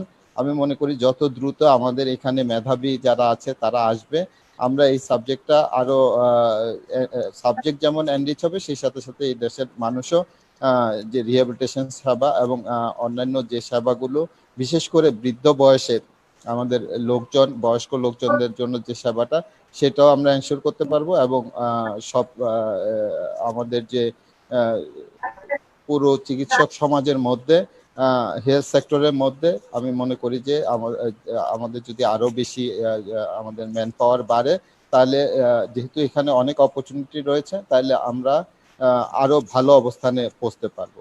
তো আমি মনে করি এতটুকুই আজকে বলতে চাই। যারা এখানে আজকে সংযুক্ত হয়েছে, বিশেষ করে আমাদের পার্ট 1 এবং পার্ট 2 যারা, তাদের পার্ট 1-এর ক্ষেত্রে আমার পরামর্শ থাকবে যে আমাদের যে ওখানে পার্ট 1-এর 3টা সাবজেক্টের যে পরীক্ষাগুলো হয়, সেখানে প্রধানত এই যে আমাদের যে মাসেল, বোনস এবং নার্ভ, এবং সেই সাথে সাথে আমাদের যে অন্যান্য বিশেষ করে আমাদের কার্ডিয়াক এবং আমাদের যে হার্ট, কার্ডিওভাস্কুলার সিস্টেম এবং রেসপিরেটরি সিস্টেম এবং অন্যান্য যে সিস্টেমগুলো, আমরা যদি প্রতিটার অ্যানাটমি, ফিজিওলজি, প্যাথোলজি এবং সেই সাথে সাথে ডিজিজ হওয়ার পরে সেটার যে এন্ড স্টেজ ডিজাবিলিটি সহ টোটাল এই ফাংশনাল লেভেলটা কিভাবে পৌঁছে এই টোটাল আমাদের ইয়ে দিয়ে, সেটা আমরা যদি ওখানে অ্যাচিভ করতে পারি আলাদাভাবে, প্রতিটা মানে একদম সিস্টেম অনুযায়ী সিস্টেমিক অ্যাপ্রোচের মাধ্যমে প্রতিটা জিনিস আমরা করতে পারি এবং ওই জিনিসগুলা প্রতিটাই একটা কোরিলেট করতে পারি, তাহলে কিন্তু পার্ট 1 আমাদের যে কোশ্চেনগুলো হয় সেগুলো অত্যন্ত সহজ, কিন্তু একটু কোঅর্ডিনেট করতে হবে টোটাল। সেই সাথে সাথে আমাদের কিছু সামান্য একটা পোর্শন আছে যেটা আমাদের যেটা ইলেকট্রনিক্স এবং ফিজিক্স, সেই জায়গাটাতে অল্প কিছু পোর্শন আছে। এই দুইটা জিনিস অ্যাচিভ করতে পারলে কিন্তু আমাদের পার্ট 1 আমি মনে করি খুবই ইজি, এবং তারা পরে যদি পার্ট 1 করে আসে, আমাদের অনেকগুলো জায়গায় এখন ট্রেনিং কাউন্ট হয়, তারা সেখানে ঢুকে ট্রেনিং কমপ্লিট করে, এবং ট্রেনিংটা আমি বলবো যে তারা যেন একটু ওই লেভেলও একটু সিরিয়াস থাকে, সিরিয়াস থাকলে কিন্তু তারা ওই জায়গাগুলো, আমাদের যে জায়গাগুলো যদি ট্রেনিং সেশনেই তারা অ্যাচিভ করতে পারে, বিশেষ করে আমাদের যে ডোমেইনগুলো আছে প্রত্যেকটা ডোমেইন ধরে ধরে তারা নিজেদের স্কিল করতে পারে, সেকেন্ড যে আমাদের ফাইনাল যে পরীক্ষাগুলো আছে সেটা এমডি হোক বা এফসিপিএস হোক, তাদের কিন্তু উত্তরণ খুব একটা কঠিন না, কারণ এই জিনিসগুলো আমরা এখনো চেষ্টা করছি যে যাতে এটা যারা তরুণ শিক্ষার্থীরা আসবে তাদের জন্য সহজবোধ্য হয় এবং সহজসাধ্য হয়, সেটা আমরা করার চেষ্টা করছি। তো আমি আশা করি যে সকলে উদ্বুদ্ধ হবে। আজকে যারা এই প্রোগ্রামে যারা সংযুক্ত হয়েছে, আমি বলবো তারা তাদের যদি আমরা উদ্বুদ্ধ করতে পারি, তারা এই যে মেসেজগুলো আজকের সেশনের মাধ্যমে পেলো, তারা যেন এটা অন্যদের ভেন্টিলেট করে, এবং তাদের মেডিকেলে যদি এই জিনিসগুলো একজন দুইজন করে আগ্রহী করে তোলে, আমি মনে করি যে এটা তাদের জন্য যেমন ভালো হবে, আমাদের এই ফিজিক্যাল মেডিসিন সোসাইটি আমরা যারা আছি তাদের জন্য ভালো হবে। ধন্যবাদ মাহবুব রহমান রাফি, তোমাকে আবারও, এবং যারা সংযুক্ত হয়েছে সকলকে আমি আবার ধন্যবাদ জানাচ্ছি। স্যার ধন্যবাদ আপনাকে। আমরা আশা করব যে আগামী দিনে ফিজিক্যাল মেডিসিনের আপনার হাত ধরে এবং বিশ্বের বাংলাদেশ সোসাইটি অফ ফিজিক্যাল মেডিসিনের মাধ্যমে এই সাবজেক্টটি আরো মানুষের মধ্যে জায়গা করে নিবে, এবং যে ইনস্টিটিউট স্বপ্ন আমরা দেখছি সেটি আমরা দ্রুত বাস্তবতায় রূপ নেবে। আপনাকে আজকের এই সেশনে কষ্ট করে সময় দেওয়ার জন্য আমরা কৃতজ্ঞতা জানাচ্ছি। তো ইতিমধ্যেই আমাদের মাঝে উপস্থিত হয়েছেন আমাদের সকলের শ্রদ্ধাভাজন শিক্ষক। আপনারা সকলেই জানবেন যে শ্রদ্ধা অধ্যাপক কামরুল হাসান স্যারের হাত ধরে যে ফিজিক্যাল মেডিসিনের শুরু হয়েছিল বঙ্গবন্ধু শেখ মুজিব মেডিকেল বিশ্ববিদ্যালয়ে, পরবর্তী অধ্যাপক মাইনুজ্জামান স্যার এবং অধ্যাপিকা শামসুন্নাহার ম্যাডামের পরবর্তীতে এই মুহূর্তে যার সুদক্ষ নেতৃত্বে বঙ্গবন্ধু মেডিকেল বিশ্ববিদ্যালয় ডিপার্টমেন্ট অফ ফিজিক্যাল মেডিসিন পরিচালিত হচ্ছে। আমরা অত্যন্ত আজকে আনন্দিত যে স্যারকে আমাদের মাঝে পেয়েছি, এবং ইন্টারন্যাশনালি যে কজন ব্যক্তি বাংলাদেশকে রিপ্রেজেন্ট করেন, স্যার তাদের মধ্যে অন্যতম।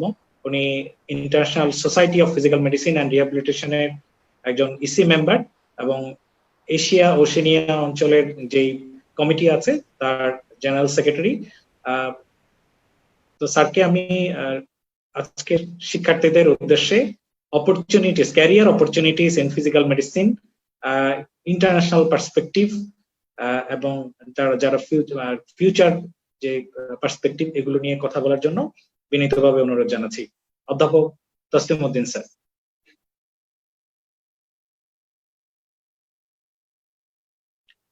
স্যার আপনি কি আমাদের শুনতে পাচ্ছেন?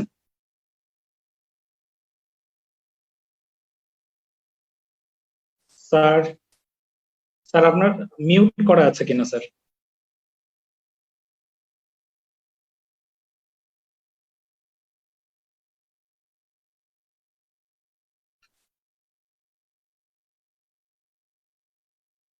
স্যার আপনি শুনতে পাচ্ছেন স্যার?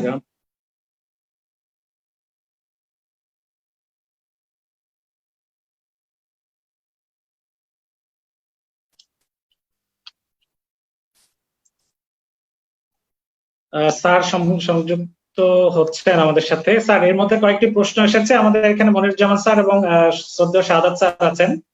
এখানে দু একটি প্রশ্ন এসেছে যে স্যার এমসিপিএস চালু করা যায় কিনা, আর ময়মনসিংহ মেডিকেল কলেজে এফসিপিএস এর ট্রেনিং চালু করা যায় কিনা, আমাদের এখন দুজন শিক্ষার্থী প্রশ্ন করেছেন।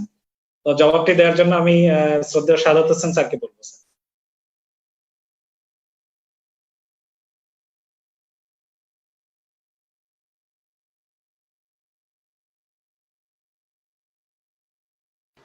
হ্যাঁ, শোনা যাচ্ছে?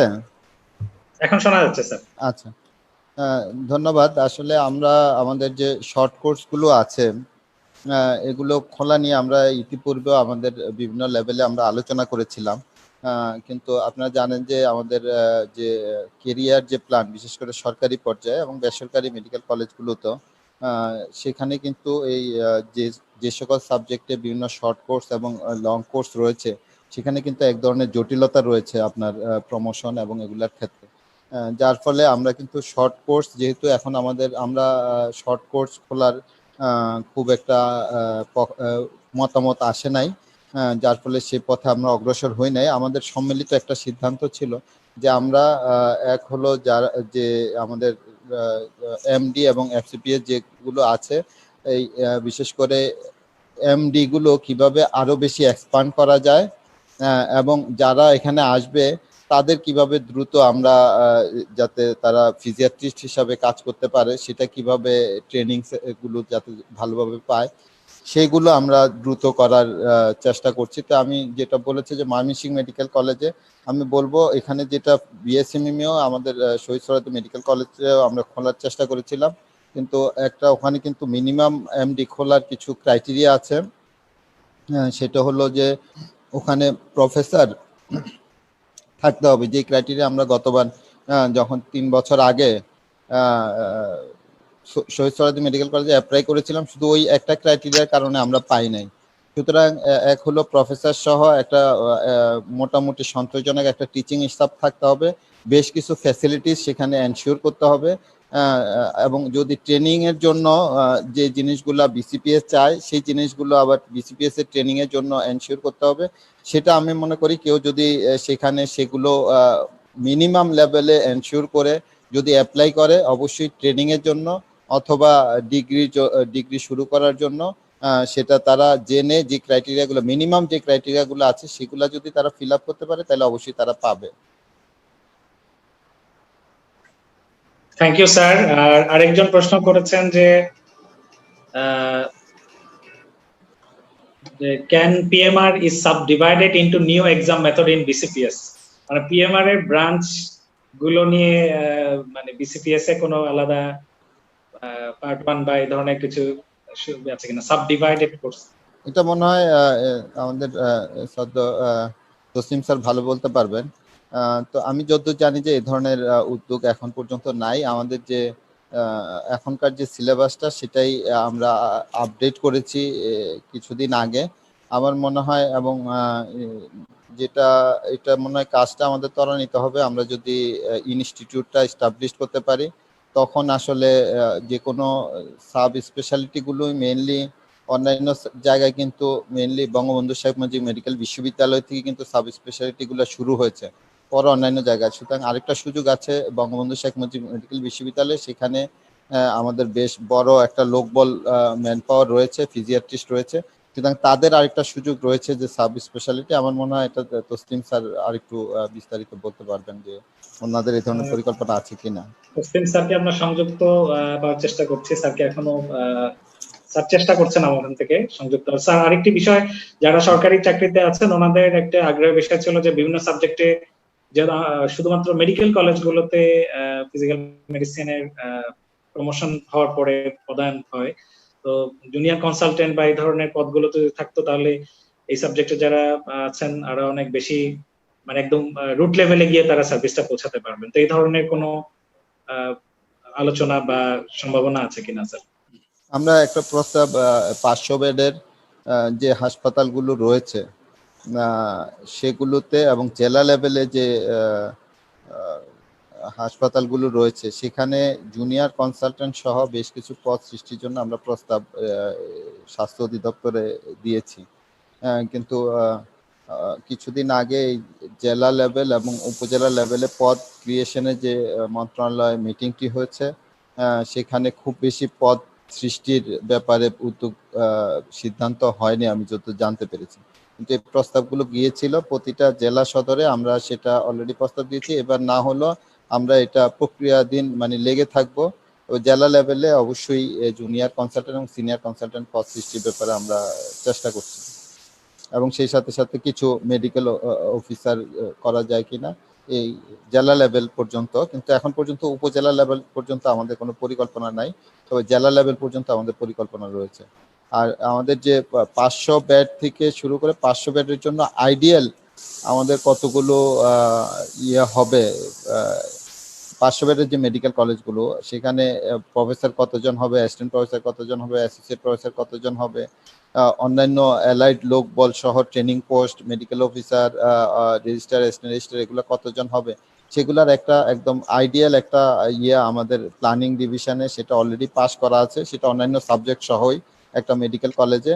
এবং 500 বেড থেকে 1000 বেড হলে কত হবে এগুলা পরবর্তীতে করা হবে। কিন্তু অলরেডি 500 বেডের যে হাসপাতালগুলো মেডিকেল কলেজগুলো হচ্ছে ইনিশিয়ালি, সেখানে কি ধরনের হবে সেটা অলরেডি আমাদের দেয়া আছে। আমি আশা করি পরবর্তী মেডিকেল কলেজগুলো যখন প্রথমেই পদ ক্রিয়েট হবে সেখানে আমার মনে হয় এই জিনিসগুলো ইনকর্পোরেট করা হবে। যদিও এখন যে মেডিকেল কলেজগুলোতে পদ সৃষ্টি করা হচ্ছে সেগুলাতে পুরনো ভাবেই প্রথমে বেসিক সাবজেক্ট বা অল্প কিছু ডিমান্ডিং সাবজেক্ট প্রথমে ক্রিয়েট করা হয়, তারপরে ধীরে ধীরে লেগে থাকলে অন্যান্য সাবজেক্ট ক্রিয়েট করা হয়। কিন্তু এখন সমন্বিতভাবে ক্রিয়েট করার জন্য আমরা কিছু প্রস্তাব দিয়ে রেখেছি, সেগুলো হয়তো ভবিষ্যতে হবে। ধন্যবাদ স্যার আপনাকে। মনিরুজ্জামান স্যার কি আছেন আমাদের সাথে? হ্যাঁ, আমি আছি স্যার। একজন প্রশ্ন করেছেন যে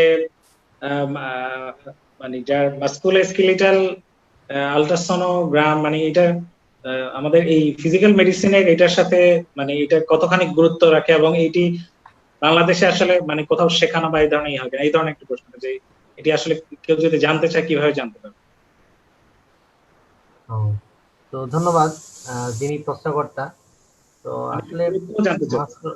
মাস্কুলোস্কেলেটাল আল্ট্রাসাউন্ডটা 3-4 বছর হলো আসলে 2015 প্রবাবলি যে উই আর প্র্যাকটিসিং।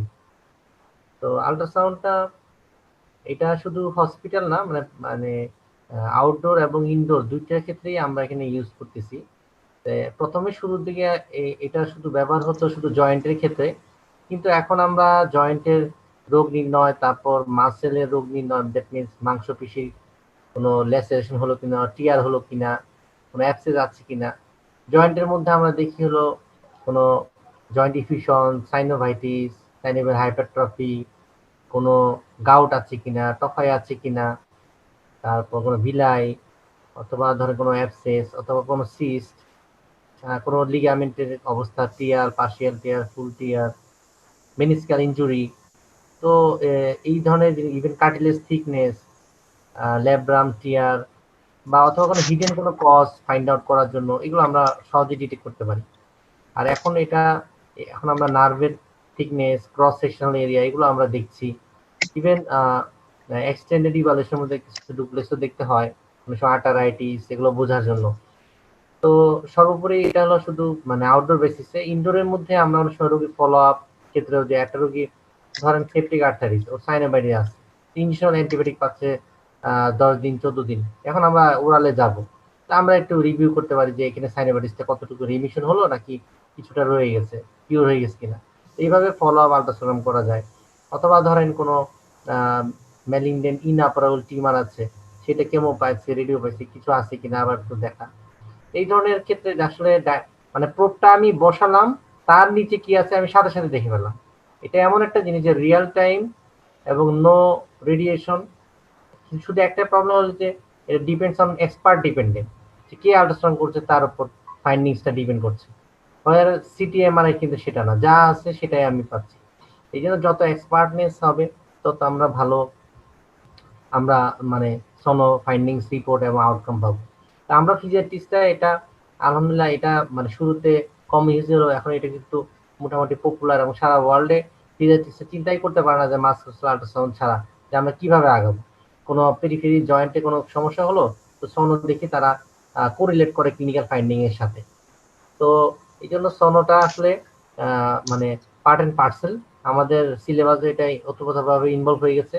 আমাদের Shaheed Suhrawardy medical college, Dhaka medical Suhrawardy medical college ultrasound machine আমি যত শুনেছি এসেছে। তারপর সিলেট মেডিকেলে, আমাদের ঢাকা মেডিকেলও অলরেডি চলে আসছে, সিএমএসডিতে ওটা আছে, মানে শুধু আমাদের হ্যান্ড ওভারের অপেক্ষায়। তো ইনস্টিটিউশনাল প্র্যাকটিসের ক্ষেত্রে আমরা আশা করি গভর্নমেন্ট লেভেলে যারা জবে আছে এবং যারা ট্রেনিং এবং অনারই করছে তারা সবাই মাসুল আল্ট্রাসাউন্ডে এক্সপোজার পেয়ে যাবে। চিটাং মেডিকেলও আল্ট্রাসাউন্ড মেশিন চলে আসছে, আর যারা অন্যান্য মেডিকেলে আছে এখনো আসেনি তারা চেষ্টা করছে। প্রাইভেট লেভেলে তো যে কোনো ফিজিয়াট্রিস্ট যারা আছে তারা অনেকেই নিজেরা ফেসিলিটিস ট্রাভেল করে প্র্যাকটিস করছে, এবং তাদের সবার কাছেই যেমন আমি, আমাদের রিপন স্যার আছেন, তারপর ডাক্তার রুহুল আমিন, ডাক্তার নুরুল হক, আমাদের কতজন ডাক্তার আছে না, ডাক্তার ময়নুল সিলেটে, এরা অনেকেই প্র্যাকটিস জড়িত, যারা যে কেউ যে লেভেলে ধরে সিলেটের স্টুডেন্টরা তার কাছে যেতে পারে, ঢাকার স্টুডেন্টরা আমাদের কাছে আসতে পারে, বা বরিশালের স্টুডেন্টরা বরিশালের কাছে যেতে পারে ডাক্তার রুহুলের কাছে। এরকম ইজি অ্যাক্সেস আছে, এখানে কোনো মানে কোনো বাধা নেই, কিন্তু ইন্টারেস্ট হলো মেইন। কারণ আমাদের যখন আমরা যখন শিখতে গিয়েছি তখন আমাদের কে ছিল, আমাদের অনেক কষ্ট করে ধার করে করে অন্য জায়গায় যায়, টাইম স্লট নিয়ে আধা ঘন্টা শেয়ার করে তারপর অফিস টাইমের বাইরে আমাকে প্র্যাকটিস করতে হয়েছে আমাদেরকে অনেক কষ্ট করে। তো এখন কিন্তু সেই অসুবিধা, শুধু একটু ইন্টারেস্ট হলেই, কারণ এখন মেন্টর আছে, বই আছে, রিসোর্স আছে, সব আছে। হ্যাঁ, শুধু একটু স্যাক্রিফাইসিং ইন্টারেস্ট থাকলে এটা খুবই সম্ভব। আর এখন তো এটা সিলেবাস ইনক্লুড হয়ে গেছে, এখন খুবই সম্ভব যে এটা মানে ভালোভাবেই করা, এবং এটা পরীক্ষাতেও মানে আমি মনে করি অদূর ভবিষ্যতে সেকেন্ড পার্ট পরীক্ষা তো এটা খুব যেগুলো অসপি বা এগুলোতেও ভালোভাবে আসবে, যাতে উইদাউট কোনো স্কিল ছাড়া কেউ হয়তো বের হবে না পরবর্তীতে। ধন্যবাদ স্যার, আপনাকে চমৎকার উত্তর দিয়েছেন। ইতিমধ্যেই আমাদের সকলের শ্রোতাভাজন শিক্ষক, আমার শিক্ষক অধ্যাপক তাসলিমউদ্দিন স্যার আমাদের সাথে সংযুক্ত হয়েছেন। স্যার আপনাদের আসসালামু আলাইকুম এবং সকলের পক্ষ থেকে আপনাকে স্বাগত জানাচ্ছি। যারা বিশেষ করে এফসিপিএস পার্ট 1 করতে চায় তাদেরও জ্ঞাতার্থে বলছি যে বিসিপিএস এর ফিজিক্যাল মেডিসিনের sir one of the senior most faculty এবং অন্যতম নীতি নির্ধারক। তো স্যারকে আমি স্যার আপনার ভিডিও, স্যার আমরা আপনাকে দেখতে পাচ্ছি, স্যার আপনি কি আমাকে শুনতে পাচ্ছেন? স্যার হ্যাঁ হ্যাঁ আমি শুনতে পাচ্ছি, আমি জয়েন করেছি। হ্যাঁ স্যার, আমাকে শুনতে পাও? সকলে আগ্রহ নিয়ে আপনার কথা শোনার জন্য অপেক্ষা করছি। শোনা যাচ্ছে এখন? শোনা যায় স্যার?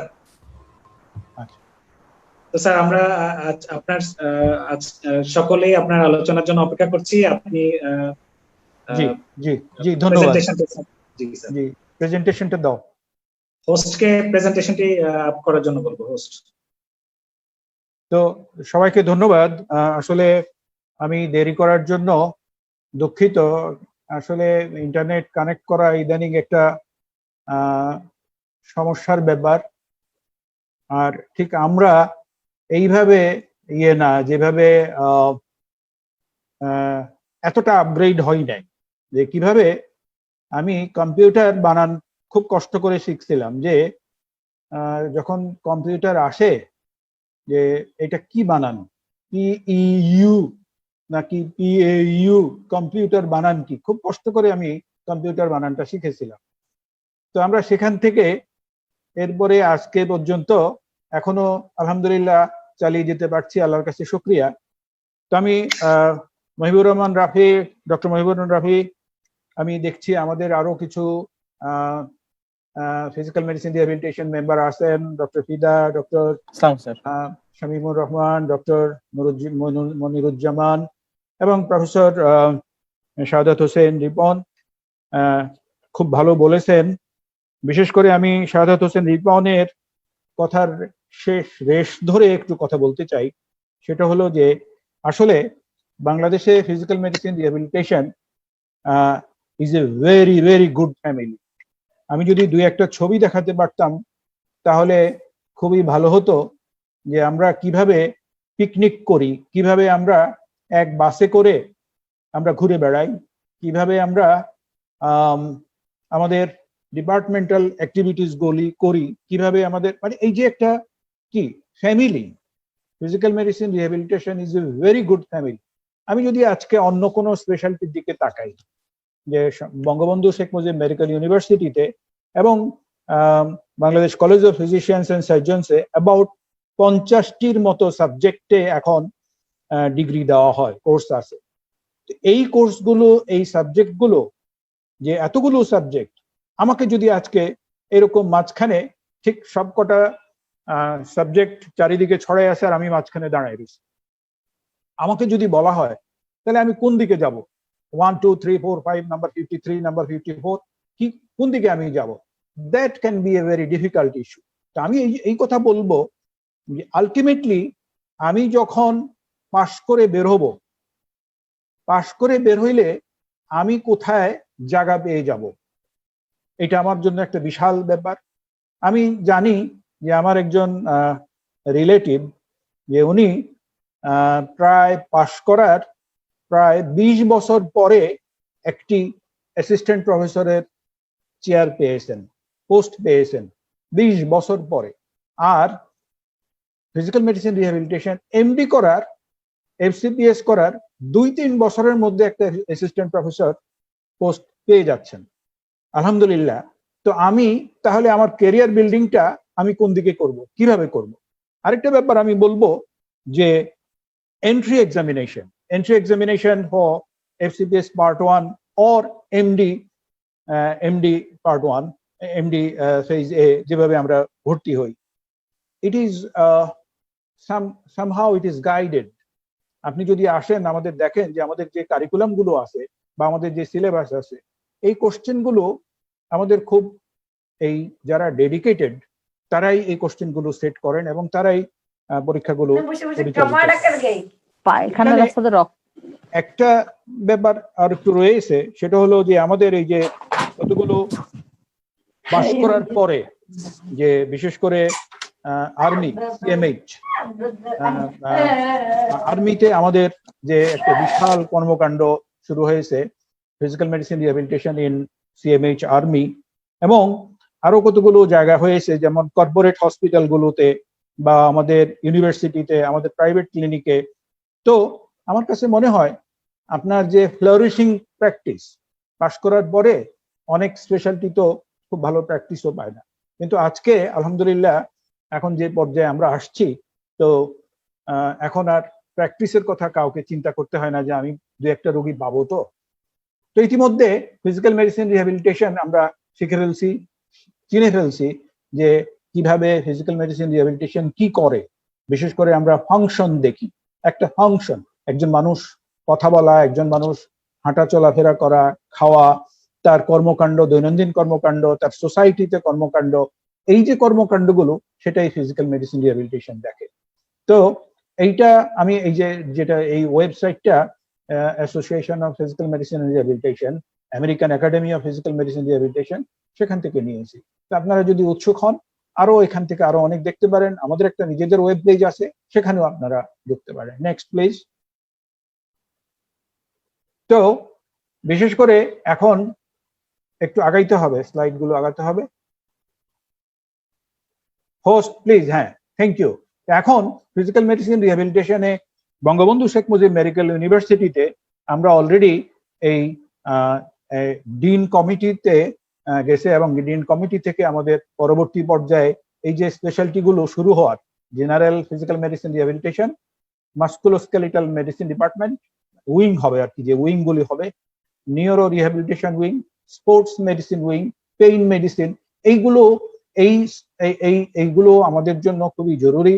এবং তাহলে এই কত diversity, physical medicine rehabilitation diversity হয়ে গেলে আরো স্কোপ গুলো আরো দিনকে দিন আমাদের বাড়তে থাকবে।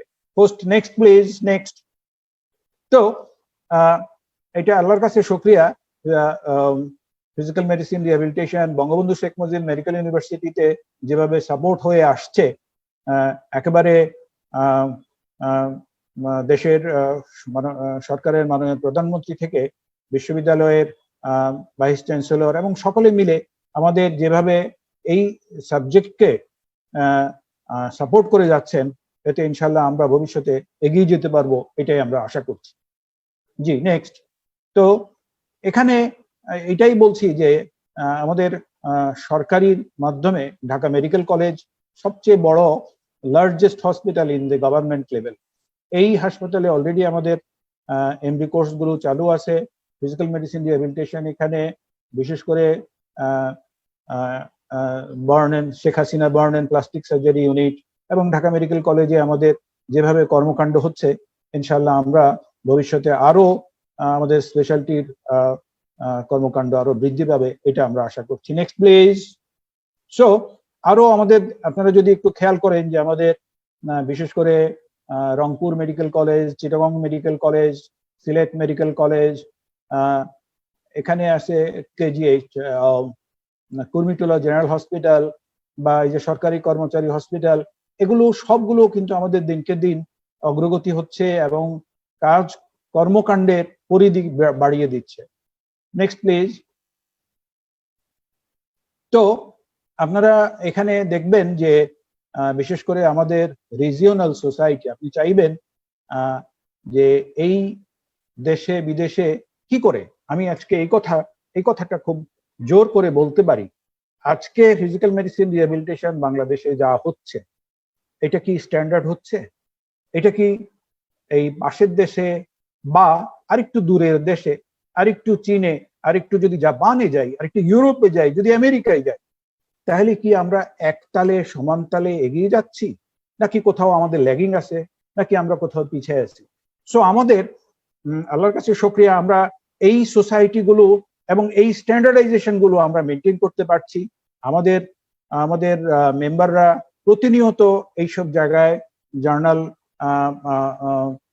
জার্নাল পাবলিশ, আর্টিকেল পাবলিশ করেন এবং আমাদের যে কর্মকাণ্ড সেগুলো এখানে গিয়ে প্রেজেন্টেশন করেন।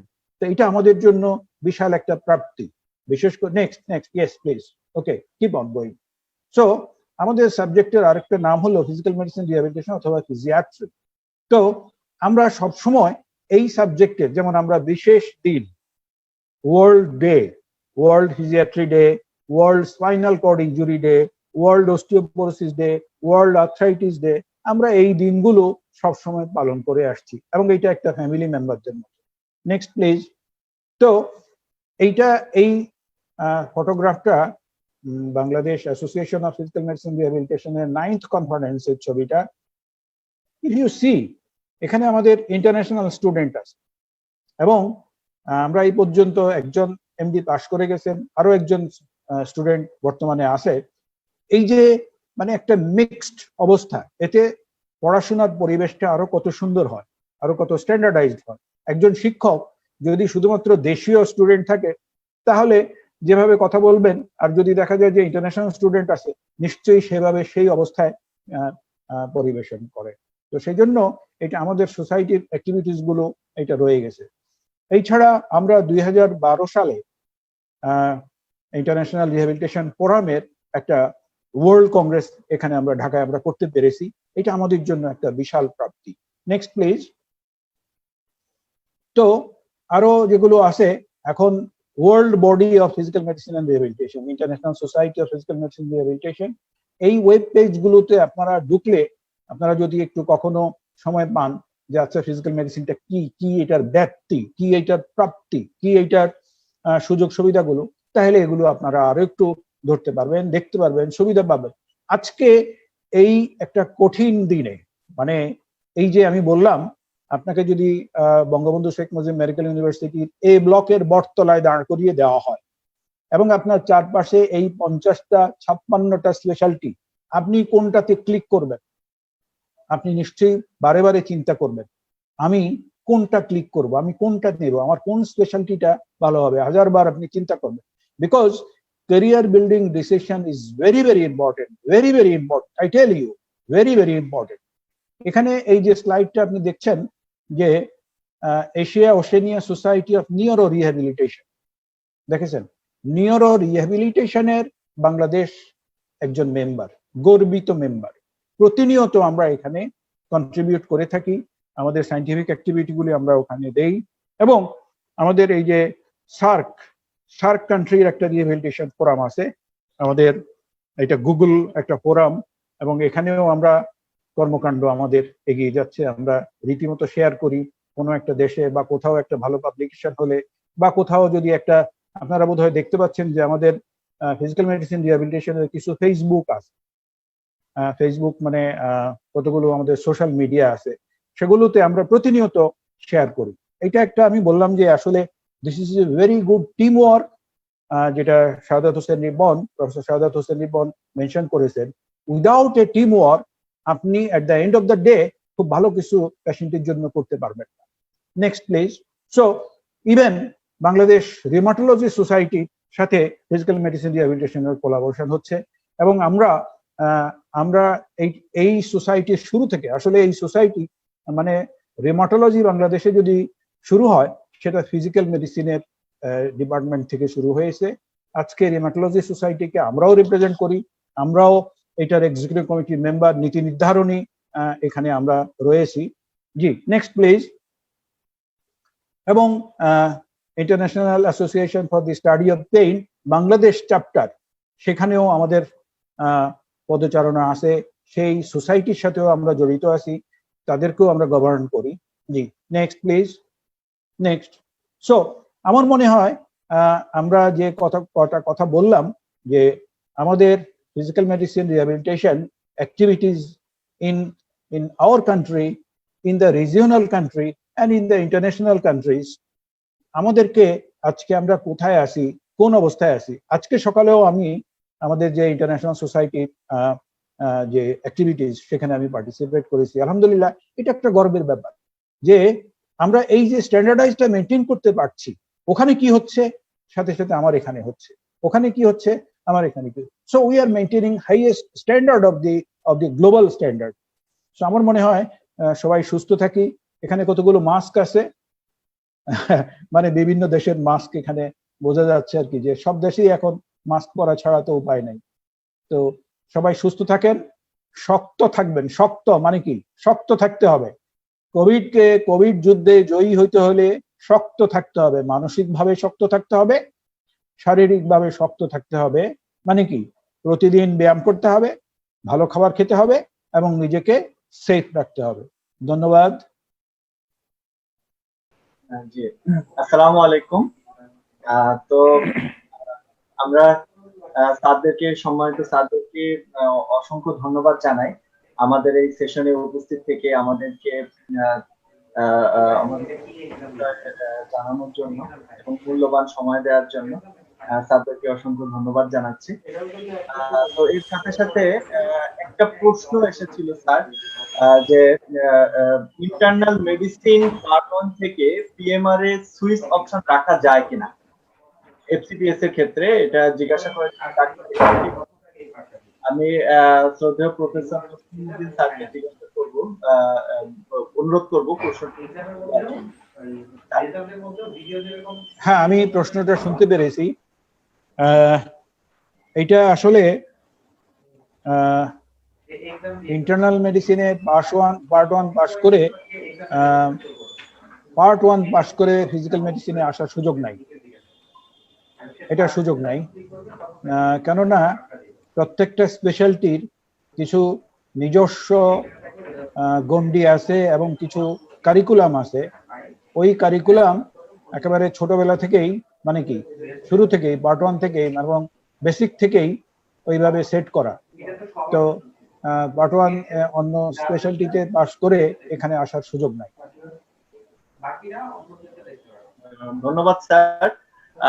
আরো কয়েকজন আমাদের কাছে প্রশ্ন করেছেন, যেমন এমডি সালিম মিয়া আরো একজন প্রশ্ন করেছে যে রেসিডেন্সিতে সিট বাড়ানো যায় কিনা।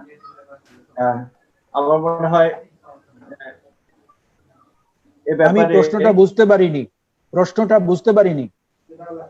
তার প্রশ্নটা হচ্ছে রেসিডেন্সিতে সিট বাড়ানো যায় কিনা। হ্যাঁ হ্যাঁ, এটা খুব ভালো প্রশ্ন, খুব ভালো প্রশ্ন। প্রফেসর শাহাদাত হোসেন রিপন এখানে আছেন। নিশ্চয়ই আমি চাইবো অচিরেই বাংলাদেশে আরো কয়টা ফিজিক্যাল মেডিসিন রিহ্যাবিলিটেশন ইনস্টিটিউটে, বিশেষ করে আমাদের এখন শহীদ সরওয়ার্দী, আমাদের যেখানে যেখানে প্রফেসর আছেন সেই সব ইনস্টিটিউটে, কেন প্রফেসরের সংখ্যা কত, এটা একটা রেসিডেন্সি কোর্স খোলার জন্য একটা পূর্ব শর্ত। আমরা আশা করছি অচিরেই একটা কোর্স ইয়েতে চলে যাবে, আর্মি ইনস্টিটিউটে সিএমএইচ এ চলে যাবে আমাদের ডিপার্টমেন্টে, এবং আশা করছি আরো চিটাগং মেডিকেল কলেজ ওনারা রেডি হয়ে আছেন, শুধু একটু কন্ডিশন আছে, সেই কন্ডিশনটা ফুলফিল করতে হবে। তো আমি এই ব্যাপারে শাহাদাত হোসেন রিপন ও আরেকটু ভালো করতে পারবে, কেন এখানে আসলে বিশ্ববিদ্যালয়ের কতগুলো শর্ত আছে যে কোথাও কোনো একটা কোর্স চালু করতে হলে শিক্ষক লাগবে এবং এর কিছু ইনফ্রাস্ট্রাকচার লাগবে, সেগুলো জরুরি। তো চিটাগং মেডিকেল কলেজে আমাদের আগে একজন প্রফেসর ছিলেন, উনি চলে যাওয়াতে একটা ভ্যাকেন্সি হয়েছে এবং ইতিমধ্যে আমরা আশা করছি আরো কিছু প্রফেসর আমরা পেয়ে গেছি। যদি একটু ভালো করে রিডিস্ট্রিবিউট করে দেওয়া যায় বিশেষ করে প্রফেসর পোস্টগুলোকে, তাহলে আমরা আরো ভালো ফল পেতে পারি, এটা আমরা আশা করছি। আরেকটা জিনিস, আর যেখানে যেখানে এখন প্রফেসর আছেন সবাই যদি বিশ্ববিদ্যালয়ের কাছে কোর্স খোলার জন্য একটা পারমিশন চান, কেন একটা অ্যাপ্লিকেশন তো দিতে হবে, তাহলে নিশ্চয়ই আমরা তবে আমি আশাবাদী অদূর ভবিষ্যতে আমাদের এই কোর্সগুলো আরো ব্যাপক আকারে চালু হবে। আমরাও চেষ্টা করছি বিএসএমএমইউতে আমাদের বর্তমানে যে কটা সংখ্যা আছে আরো কিছু সংখ্যা বাড়িয়ে নেওয়ার জন্য। আমরা ইতিমধ্যেই অথরিটির সাথে কথা বলছি এবং আমরা চেষ্টা চালিয়ে যাচ্ছি। ধন্যবাদ। ধন্যবাদ স্যার। আরেকটি প্রশ্ন করেছেন আরেকজন দর্শক, যে স্যার পেইন নিয়ে তো অনেকেই ডিল করে, এটা আসলে ফিজিক্যাল মেডিসিন কিভাবে পেইন নিয়ে ডিল করে, বা এই রিলেটেড প্রশ্নটা ছিল স্যার, যে সবাই তো পেইন নিয়ে ডিল করে, ফিজিক্যাল মেডিসিন কিভাবে পেইন নিয়ে ডিল করে? হ্যাঁ, আসলে পেইন তো একটা কমন টার্ম। পেইন সেটা লেবার পেইনও হতে পারে, সেটা হেডেকও হতে পারে, সেটা লেগ পেইনও হতে পারে, সেটা ব্যাক পেইনও হতে পারে। তো পেইন একটা কমন প্রবলেম এবং এই পেইনটা কিভাবে আসে সেটাই বড় কথা। এবং আলটিমেটলি আপনি যদি মাস্কুলোস্কেলিটাল পেইন নিয়ে কথা বলি, আমরা মাস্কুলোস্কেলিটাল পেইন, এখন মানে বলা হয় আর কি যে ভাই তুমি কিসের ডাক্তার, তুমি কোন বিভাগের ডাক্তার, বলে আমি তো হার্টের ডাক্তার। আচ্ছা আচ্ছা, তো তুমি কিসের? আমি কিডনির ডাক্তার। তুমি কিসের? আমি ভাই মাস্কুলোস্কেলিটাল সিস্টেমের doctor. So physical medicine rehabilitation হলো মাস্কুলোস্কেলিটাল সিস্টেমের ডাক্তার। তাহলে পেইন কোথায় বেশি? Musculoskeletal system. যদি আপনি বলা হয় যে রিজিওনাল পেইন সিনড্রোম, যেগুলো নি পেইন, ব্যাক পেইন বা শোল্ডার পেইন বা আরো পেইন যেগুলো মাসল পেইন বা নিউরালজিয়া, এই যে পেইন গুলো যেগুলো, এই পেইন গুলো মেইনলি মাস্কুলোস্কেলিটাল সিস্টেমের মধ্যে। তো যদি এই পেইন গুলোকে কমপ্লিট একটা ট্রিটমেন্ট দিতে হয় তাহলে একটা টিম ওয়ার্ক দরকার। একমাত্র ফিজিক্যাল মেডিসিন রিহ্যাবিলিটেশনের এই টিম ওয়ার্কটা আছে। সে কারোর অস্টিওআর্থ্রাইটিস অফ দা নি জয়েন্ট, এখন এই নি জয়েন্ট অস্টিওআর্থ্রাইটিস আমরা জানি osteoarthritis is a progressive condition, এটা তো ভালো হয়ে যাবে না।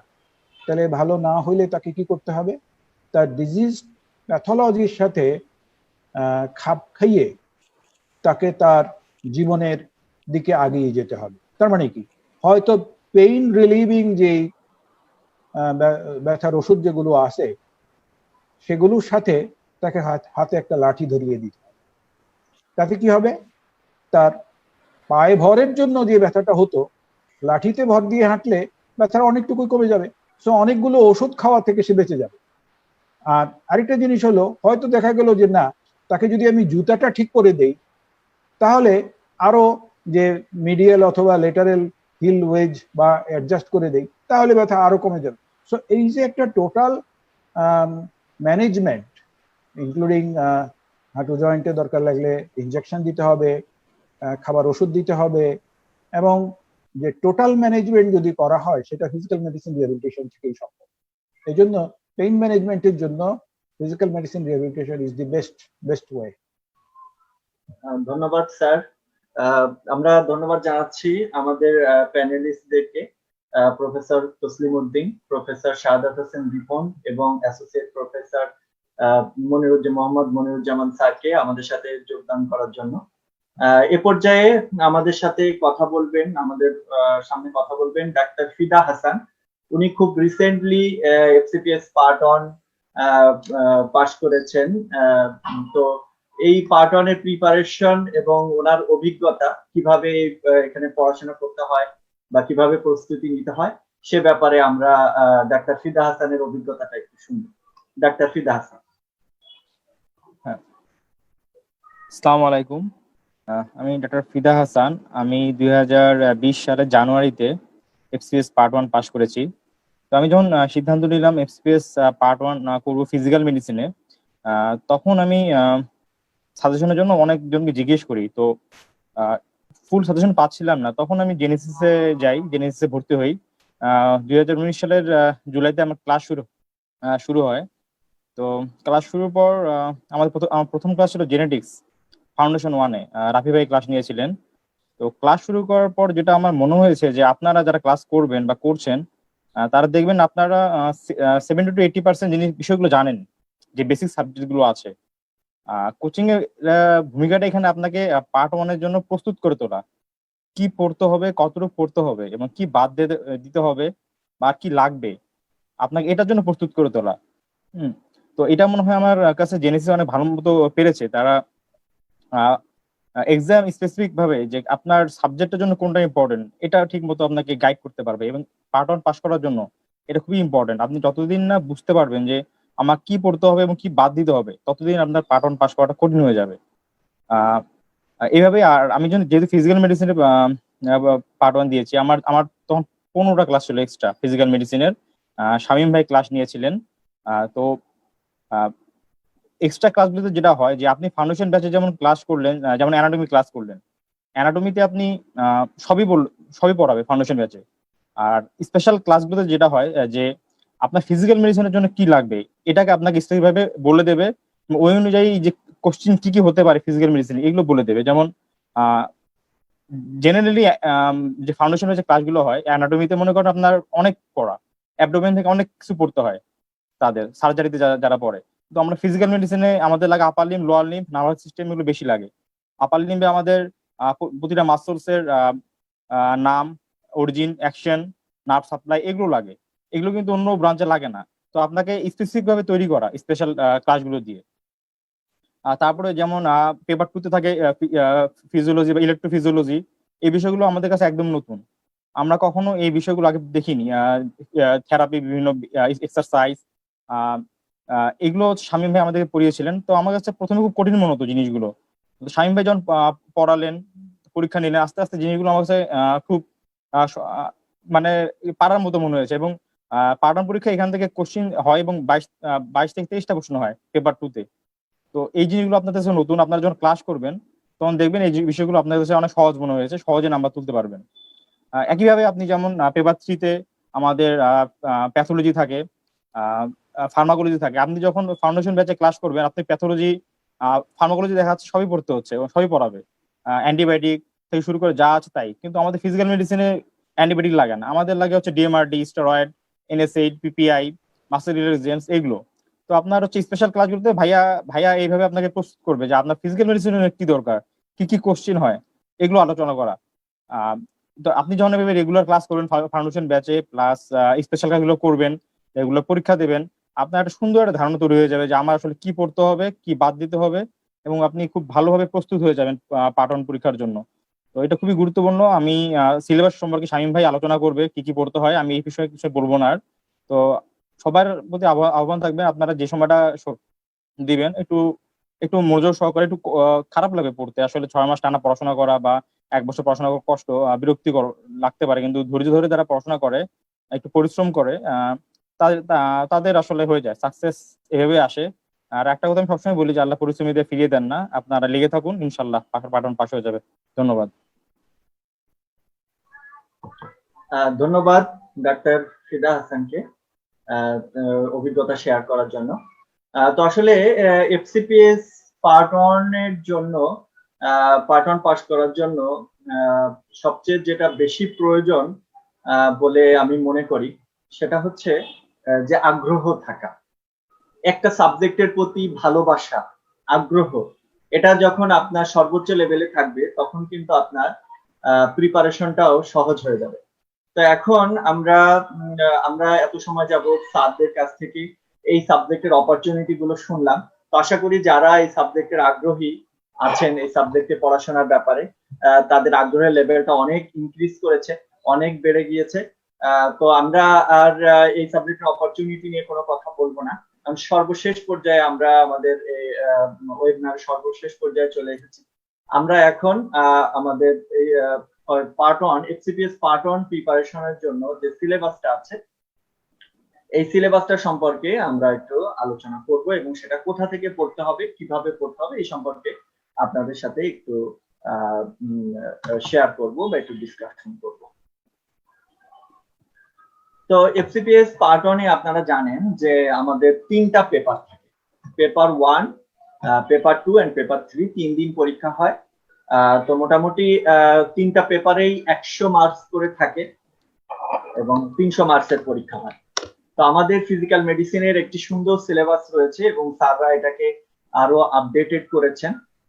তো এই সিলেবাসটা ধরে ধরে যদি আমরা প্রিপারেশনটা নিতে পারি তাহলে কিন্তু মোটামুটি এফসিপিএস পার্ট 1 এর প্রিপারেশনটা আমাদের জন্য অনেক সহজ হয়ে যাবে। তো আমরা এই পার্ট 1 এর যে সিলেবাসটা আছে, এই সিলেবাসটা ধরে ধরে আপনাদের সামনে একটু আলোচনা করব যে আসলে কোথা থেকে পড়তে হবে, কিভাবে পড়তে হবে। তো আমরা দেখেন, প্রথমে আপনারা নিশ্চয়ই দেখতে পাচ্ছেন পেপার 1। পেপার 1 এ রয়েছে 100 মার্কস। এর ভেতরে কি আছে, anatomy of musculoskeletal system, nervous system, এরকম বিষয়গুলো রয়েছে। তো মূলত এখানে 2টা সাবজেক্ট রিলেটেড প্রশ্ন, একটা হচ্ছে অ্যানাটমি এবং আরেকটা হচ্ছে মেডিসিন। তো অ্যানাটমি থেকে মোটামুটি এখানে হিসাব করলে আপনারা দেখতে পাবেন যে অ্যানাটমি থেকে মোটামুটি 70 মার্কের মতো, 60 থেকে 70 মার্কের মতো প্রশ্ন আসবে। বাকি 40 থেকে 30 মার্কের মতো প্রশ্ন আসবে আসলে মেডিসিন থেকে। মেডিসিন মানে আবার সম্পূর্ণ মেডিসিন না, মেডিসিন মানে হচ্ছে যে মাসকুলোস্কেলেটাল ডিসঅর্ডার। আপনারা নিশ্চয়ই দেখতে পাচ্ছেন, আমি লেজারটা ওপেন করি। এই যে মাসকুলোস্কেলেটাল ডিসঅর্ডার, অর্থাৎ ডেভিডসনের যেটা রিউম্যাটোলজি চ্যাপ্টার, যেটা ডেভিডসনের রিউম্যাটোলজি চ্যাপ্টারটা আছে সেটা। তারপরে নিউরোলজিক্যাল ডিসঅর্ডার, যেটা আমাদের ডেভিডসনে নার্ভাস সিস্টেম হিসাবে বা নিউরোলজি হিসাবে রয়েছে, এবং কার্ডিওভাস্কুলার। এই 3টা টপিক থেকেই মেইনলি মেডিসিনের প্রশ্ন আসে। তবে সবচেয়ে বেশি প্রশ্ন আসে হচ্ছে যে মাসকুলোস্কেলেটাল ডিসঅর্ডার বা রিউম্যাটোলজি থেকে। এরপরে বেশি কোশ্চেন আসে হচ্ছে নিউরোলজি থেকে, এবং তারপরে আসে কার্ডিওভাস্কুলার সিস্টেম থেকে। তো আরেকটা টপিক থেকে মেডিসিনের প্রশ্ন আসে যেটাকে আমরা বলি জেরিয়াট্রিক মেডিসিন। ডেভিডসনের জেরিয়াট্রিক মেডিসিন চ্যাপ্টার থেকে কিছু প্রশ্ন আসে। এই প্রশ্নটা আবার পেপার 1 এ আসে না, এই প্রশ্নটা আসে পেপার 2 তে। তো আমরা যথারীতি সেগুলো নিয়ে আলোচনা করব। তো এখন আসেন যে আসলে অ্যানাটমি থেকে তো একটা বিশাল প্রশ্ন আসে। আমরা বলেছি যে 60 থেকে 70 মার্কসের প্রশ্ন কিন্তু অ্যানাটমি থেকে আসবে।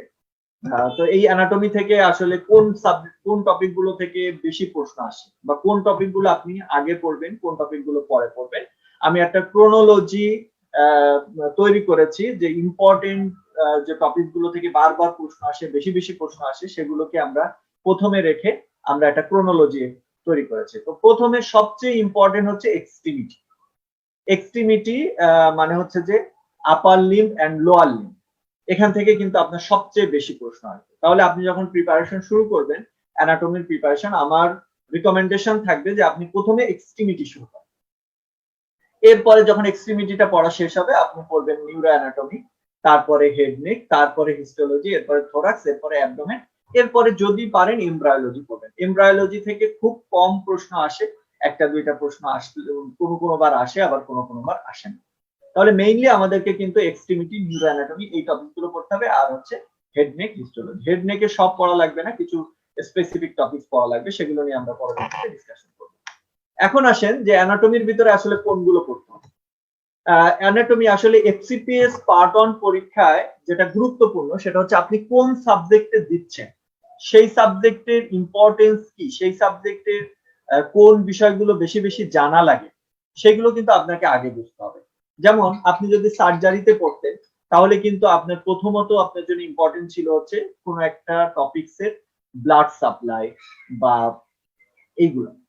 কিন্তু আমাদের ফিজিক্যাল মেডিসিনের কথা যদি আপনি চিন্তা করেন তাহলে প্রথমে আমাদেরকে পড়তে হবে কোনো একটা টপিকস খুললেই, যেমন আপনি এক্সট্রিমিটি খুলেন বা হেড নেক খুলেন, প্রথমেই আপনাকে পড়তে হবে জয়েন্টস। যে জয়েন্টস এর যে চ্যাপ্টারটা আছে এটা আপনি প্রথমে পড়বেন, খুব ভালো করে জয়েন্টস পড়তে হবে, জয়েন্টস এর ইচ এন্ড এভরিথিং পড়তে হবে। এরপরে আপনি পড়বেন মাসেলস গুলো, এবং মাসেলস এর ভিতরে যেগুলো ফাংশনালি ইম্পর্টেন্ট মাসেল সেগুলোকে আমাদেরকে আগে পড়তে হবে। যেমন ধরেন যে একটা মুভমেন্ট করার জন্য যে মাসেল গুলো লাগে, যেমন একটা শোল্ডার মুভমেন্ট করতে গেলে যে মাসেল গুলো লাগবে, বা একটা এলবো মুভমেন্ট করতে গেলে যে মাসেল গুলো লাগবে, সেগুলোকে কিন্তু আপনাকে আগে পড়তে হবে। এবং মাসেলের ভেতরে আমরা দেখা যায় যে মাসেল পড়তে গেলে প্রথমে আমরা অরিজিন, ইনসারশন, তারপরে যে নার্ভ সাপ্লাই, অ্যাকশন, এভাবে আমরা শুরু করি। কিন্তু না, ফিজিক্যাল মেডিসিনের প্রিপারেশন যদি আপনি নিতে চান তাহলে প্রথমেই আপনাকে পড়তে হবে এই মাসেলটার অ্যাকশন কি, মাসেলটা কি কাজে লাগে। তারপরে আপনি পড়বেন যে মাসেলটা কি নার্ভ সাপ্লাই আছে, কোন কোন নার্ভ এর পেছনে কাজ করতে, এইগুলো আপনি মেইনলি পড়বেন। এরপরে যদি সময় পান তাহলে অরিজিন, ইনসারশন পড়বেন, বা কোন মাসেলটা কোন গ্রুপের অন্তর্ভুক্ত সেটা পড়বেন, বা কোন মাসেলটা মাল্টিপিনেট, কোন মাসেলটা মানে হিস্টোলজিক্যালি বাইপিনেট, সেগুলো আপনি পড়বেন, বা কোন মাসেলের ডুয়েল নার্ভ সাপ্লাই আছে সেগুলো আপনি পড়বেন, সেটা পরবর্তীতে। কিন্তু প্রথমেই আপনাকে পড়তে হবে একটা মাসেলের অ্যাকশনটা কি, তার নার্ভ সাপ্লাইটা কি। এরপরে তৃতীয় যে টপিকটা আপনি পড়বেন সেটা হচ্ছে ক্লিনিক্যাল অ্যানাটমি। এবং অধিকাংশ ক্ষেত্রে এই ক্লিনিক্যাল অ্যানাটমি গুলো আমরা যেটা দেখেছি আমাদের অভিজ্ঞতা থেকে সেটা হচ্ছে বিডি যে অ্যানাটমির বইটা আছে সেখানে কিন্তু ক্লিনিক্যাল অ্যানাটমি গুলো খুব সুন্দর করে দেয়া আছে, বিশেষ করে বিডির যে 7th এডিশন বা 8th এডিশন, যেটা লেটেস্ট এডিশন, এখানে কিন্তু অ্যানাটমির বিষয়গুলো, কাইনিওসিওলজির বিষয়গুলো খুব সুন্দরভাবে দেওয়া আছে, যেটা আমাদের ফিজিক্যাল মেডিসিনের জন্য ইম্পর্টেন্ট। এজন্য আমার অনুরোধ থাকবে যে আপনারা এই যে বিডি ক্লিনিক্যাল অ্যানাটমি এবং ক্লিনিক্যাল অ্যানাটমি পড়ার সময় আপনাদেরকে খেয়াল রাখতে হবে যে কোনটা ফিজিক্যাল মেডিসিনের জন্য ইম্পর্টেন্ট, কোনটা মাসকুলোস্কেলেটাল মেডিসিনের জন্য ইম্পর্টেন্ট, কোনটা ফিজিয়াট্রিক ডেইলি প্র্যাকটিসে বেশি ইম্পর্টেন্ট, সেই ক্লিনিক্যাল অ্যানাটমি গুলো কিন্তু আপনাকে প্রথম করতে হবে। যেমন সাপোজ আপনি যদি বিডির অ্যানাটমি খুলেন তাহলে হ্যান্ডের অ্যানাটমির ভিতরে, ক্লিনিক্যাল অ্যানাটমির ভিতরে আপনি দেখবেন যে স্ক্যাফয়েড ফ্র্যাকচার, তারপরে টিবিয়া ফ্র্যাকচার, ফিবুলা ফ্র্যাকচার, এগুলো নিয়ে ক্লিনিক্যাল অ্যানাটমি আছে। আবার ডিকোয়ারভেন্ট টেনোসাইনোভাইটিস, কার্পাল টানেল সিনড্রোম, এগুলো নিয়েও মানে ক্লিনিক্যাল অ্যানাটমি আছে। তাহলে কোন ক্লিনিক্যাল অ্যানাটমিটা আপনি বেশি গুরুত্ব দিবেন? আপনি de Quervain, carpal tunnel syndrome, tennis elbow, এইগুলোকে বেশি গুরুত্ব দিবেন, কারণ এইগুলো ফিজিক্যাল মেডিসিনের ডেইলি প্র্যাকটিসে এইগুলো লাগে, বা এইগুলো থেকেই কিন্তু স্যাররা বেশি প্রশ্ন করতে পছন্দ করেন। এরপরে আপনি পড়বেন নার্ভ। নার্ভ বলতে মেইনলি বড় বড় নার্ভ গুলো, যেগুলো ক্লিনিক্যালি ইম্পর্টেন্ট, যেমন radial nerve, median nerve, ulnar nerve, এগুলো বড় বড় নার্ভ গুলো আপনাকে পড়তে হবে, কোর্স করতে হবে, কোথা থেকে এটার অরিজিন হয়েছে, এটা কিভাবে ব্রাঞ্চ দিচ্ছে, কোথায় যে ঘুরে যাচ্ছে, এরকম কিছু কোর্স, ইম্পর্টেন্ট কিছু কোর্স আপনাকে জানতে হবে। কেন?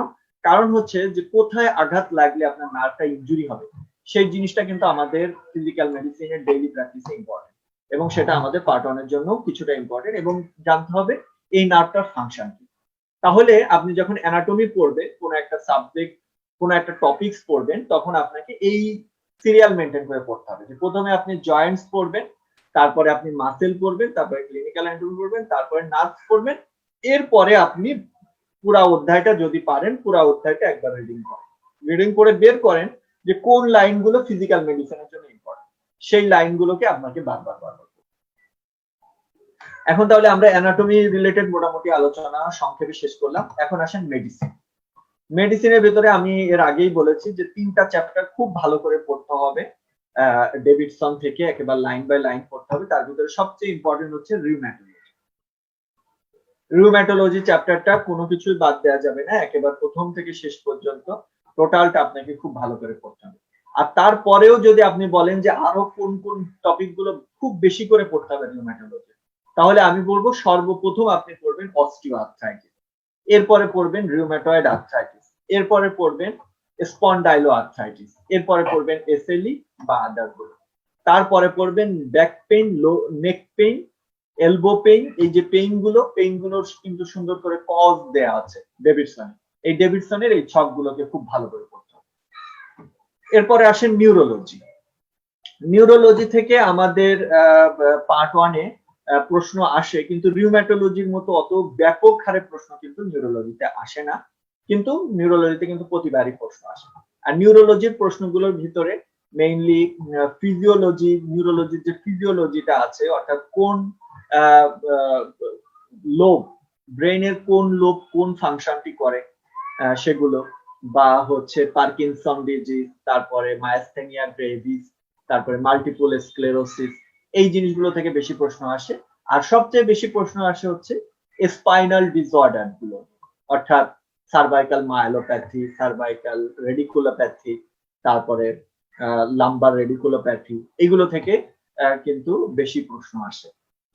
তো এই জিনিসগুলো একটু ফোকাস দিয়ে আপনি নিউরোলজিটা পড়বেন। এরপর জেরিয়াট্রিক মেডিসিন টপিকটা আমাদের ডেভিডসনে খুব অল্প আছে, ছোট আছে। এই ছোট জেরিয়াট্রিক মেডিসিন টপিকটা কিন্তু আপনাকে পুরাটাই পড়তে হবে, এখান থেকে কোনো কিছু বাদ দেওয়া যাবে না, পুরাটাই আপনাকে পড়তে হবে। তাহলে এই গেল আমাদের পেপার 1 এর প্রিপারেশন শর্টকাটে, পেপার 1 এর কি প্রিপারেশন নিব, কিভাবে নিব এই সম্পর্কে। তাহলে আমরা অ্যানাটমিটা মেইনলি পড়বো হচ্ছে বিডি অ্যানাটমিটা পড়বো, এর সাথে ক্লিনিক্যাল গুলো আমরা নিউরো অ্যানাটমির জন্য স্নেলটা একটু পড়তে পারি, তাছাড়া মোটামুটি বিডি পড়লেই হয়। বিডির অ্যানাটমিটা আমরা পড়বো এবং মেডিসিনের জন্য আমরা ডেভিডসন বইটা অনুসরণ করব। আচ্ছা, এরপরে আসেন পেপার 2। পেপার 2 তে অনেকগুলো টপিক আপনারা দেখতেছেন, এর ভিতরে কিছু কিছু টপিক আপনারা চিনবেন, আবার কিছু কিছু টপিক চিনবেন না, কারণ পেপার 2 তে আমাদের কিছু টপিকস আছে যেটা ফিজিক্যাল মেডিসিনের জন্য একেবারে স্পেশাল টপিক, সেগুলো কিন্তু আমরা আন্ডার গ্রাজুয়েট লেভেলে কখনোই পড়ি নাই বা কখনো আমাদেরকে পড়ানো হয় না। যেমন ধরেন প্রথম টপিকটা যে functional organs of human body, internal environment including fluid electrolyte balance, অর্থাৎ বডি ফ্লুইড ইলেক্ট্রোলাইট ব্যালেন্স, এটা আমরা আন্ডার গ্রাজুয়েট লেভেলে পড়েছি, সেটা আমাদের খুব গুরুত্ব সহকারে পড়তে হবে। কিন্তু এই যে physiology of rest, activity, fatigue, এগুলো কিন্তু আমরা পড়ি নাই। ইলেকট্রোফিজিওলজি, এগুলো আমরা আন্ডার গ্রাজুয়েট লেভেলে পড়ি নাই। Physiology of exercise, sports physiology, এগুলো আন্ডার গ্রাজুয়েট লেভেলে আমরা পড়ি নাই। তো মোটামুটি ফিজিওলজি থেকে মোরাললেস 50 to 60 প্রশ্ন আসে, আর 50 to 60 মার্কসের প্রশ্ন আসে।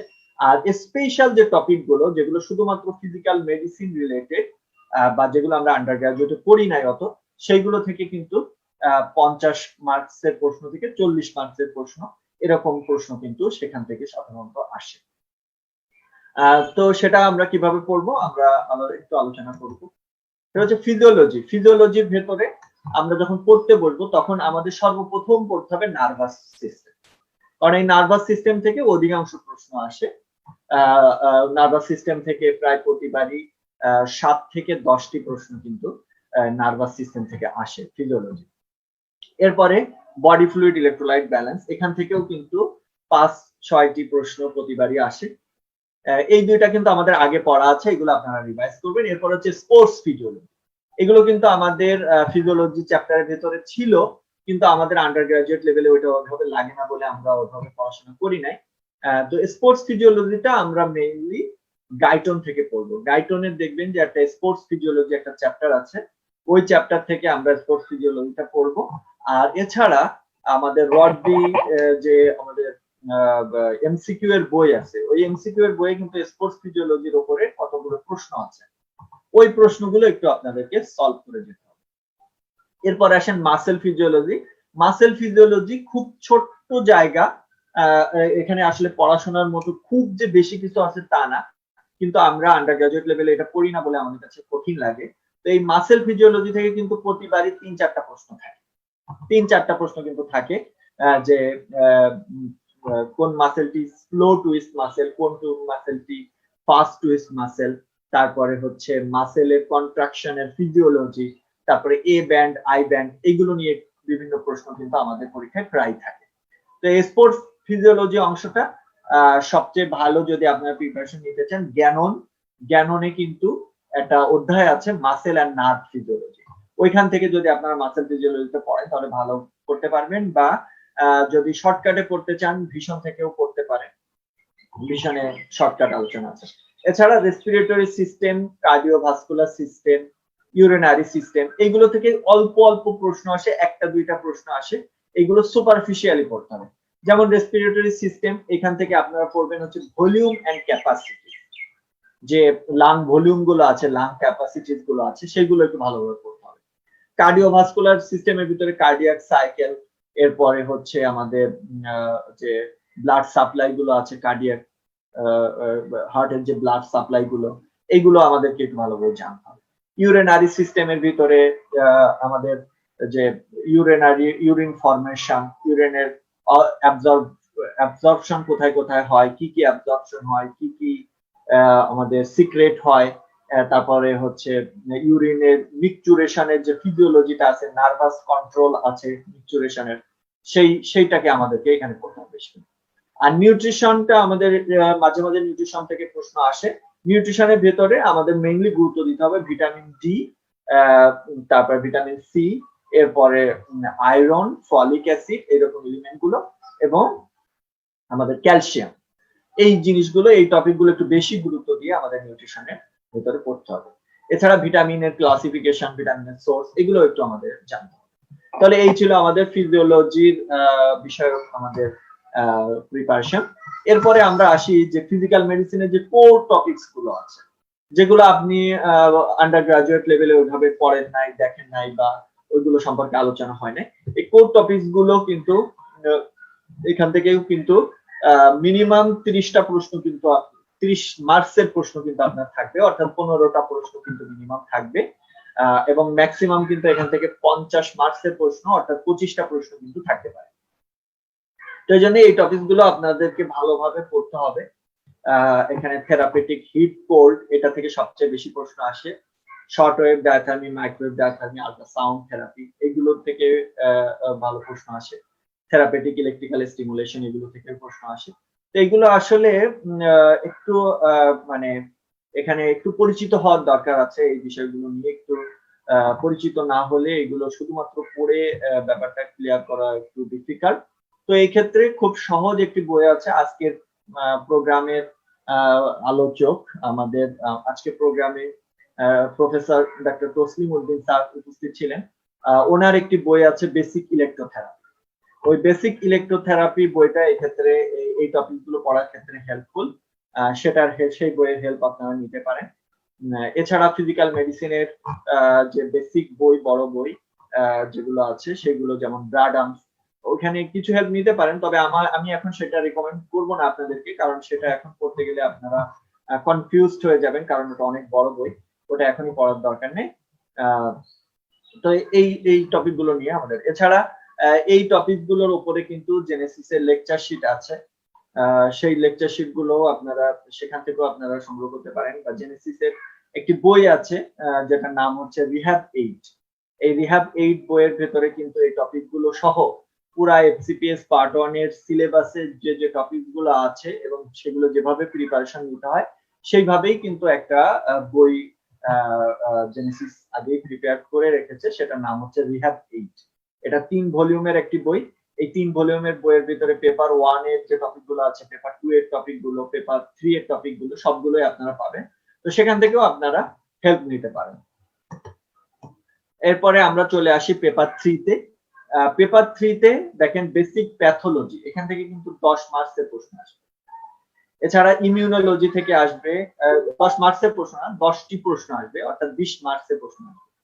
বেসিক ইমিউনোলজি থেকে 5টি প্রশ্ন আসবে, অর্থাৎ 10 মার্কের প্রশ্ন। ফার্মাকোলজি থেকে কিন্তু 15 মার্কসের প্রশ্ন আসবে। এছাড়া এই যে pathology of rheumatological diseases, pathology of neurological diseases, এইগুলো মেইনলি কিন্তু অত প্যাথোলজি থেকে আসলে প্রশ্ন আসে না, এগুলো মেইনলি আমাদের ডেভিডসন থেকেই কিন্তু প্রশ্ন আসে। প্যাথোলজির যে প্রশ্নগুলো, এগুলো সিস্টেমিক প্যাথোলজি, রবিনসের কিছু অংশ আপনারা এখান থেকে দেখবেন। তবে মেইনলি আমাদেরকে এই ক্ষেত্রে অনুসরণ করতে হবে ডেভিডসনের যে প্যাথোলজি গুলো দেওয়া আছে সেগুলো আমাদেরকে পড়তে হবে। এছাড়া বায়োস্ট্যাটিস্টিক্স, বায়োস্ট্যাটিস্টিক্স থেকে 4 থেকে 5টি প্রশ্ন আসে প্রতিবার, এমনকি সিঙ্গেল বেসডও আসে। তো বায়োস্ট্যাটিস্টিক্স সম্পর্কে একটা ভালো প্রিপারেশন নিতে হবে আপনাদেরকে। প্যাথোলজি অফ সিভিয়ার ডিজিজেস, এখান থেকে সাধারণত প্রশ্ন আসে না, এই প্রশ্নগুলো অন্যান্য জায়গায় ডিস্ট্রিবিউট হয়ে যায়। প্যাথোলজি অফ মাসকুলোস্কেলেটাল ডিসঅর্ডারস, এগুলো যে রিউমাটোলজিক্যাল ডিসঅর্ডারস এর ভিতরে ইনক্লুডেড। তো মেইনলি পেপার 3 তে আমাদেরকে পড়তে হবে প্যাথোলজি, ইমিউনোলজি, ফার্মাকোলজি, বায়োস্ট্যাটিস্টিক্স। আর মেডিসিনের রিউমাটোলজি, নিউরোলজি, সিবিএস এর অংশটা আরেকবার এখানে রিভাইজ দিতে হবে। তার সাথে সিস্টেমিক প্যাথোলজি থেকে এই সমস্ত ডিজিজ গুলোর একটু প্যাথোলজিটা কিছু কিছু অল্প অল্প করে দেখে রাখবো। তো এটা ছিল হচ্ছে পেপার 3। তো পেপার 3 আমরা যদি এক একটা সাবজেক্ট অনুযায়ী আমরা একটু বিশ্লেষণ করি যে প্যাথোলজিতে আমরা কি কি পড়ব। তো প্যাথোলজিতে আমরা সর্বপ্রথম যেটা পড়বো সেটা হচ্ছে, সে চ্যাপ্টারটার নাম হচ্ছে ইনফ্লামেশন। এই ইনফ্লামেশন চ্যাপ্টার থেকে প্যাথোলজিতে সবচেয়ে বেশি প্রশ্ন আসে। এরপরে প্রশ্ন আসে সেল ইনজুরি এন্ড অ্যাডাপ্টেশন থেকে। এরপরে জেনেটিক্স এর ভেতরে মেইনলি আমাদের পড়তে হবে যে অটোসোমাল ডমিনেন্ট কোনগুলো, অটোসোমাল রিসেসিভ কোনগুলো, তারপরে এক্স লিঙ্ক ডমিনেন্ট, রিসেসিভ, এই বিষয়গুলো জানতে হবে। এবং যে ডিজিজ গুলো সাধারণত আমাদের ফিজিক্যাল মেডিসিন রিলেটেড রিহ্যাবিলিটেশন লাগে, সেই ডিজিজ গুলো কিন্তু আপনাকে এখান থেকে একটু ভালোভাবে জানতে হবে। যেমন আপনাকে জানতে হবে মারফ্যান সিনড্রোম, তারপরে এহলার-ড্যানলভ সিনড্রোম, হ্যাঁ, তারপরে হচ্ছে ডুশেনি মাসকুলার ডিস্ট্রফি, এই জিনিসগুলো আপনাকে বেশি বেশি জানতে হবে। এরপরে হিলিং হেমোডাইনামিক্স থেকে মেইনলি আমাদেরকে হিলিংটা ভালোভাবে জানতে হবে। First primary healing, secondary healing, এই বিষয়গুলো জানতে হবে। আর হেমোডাইনামিক্স এর ভিতরে মেইনলি আমাদের ইডেমা সম্পর্কে জানতে হবে। ইডেমাটাকে বেশি গুরুত্ব দিয়ে পড়তে হবে। নিওপ্লাসিয়া থেকে খুব বেশি প্রশ্ন আপনার আসবে না।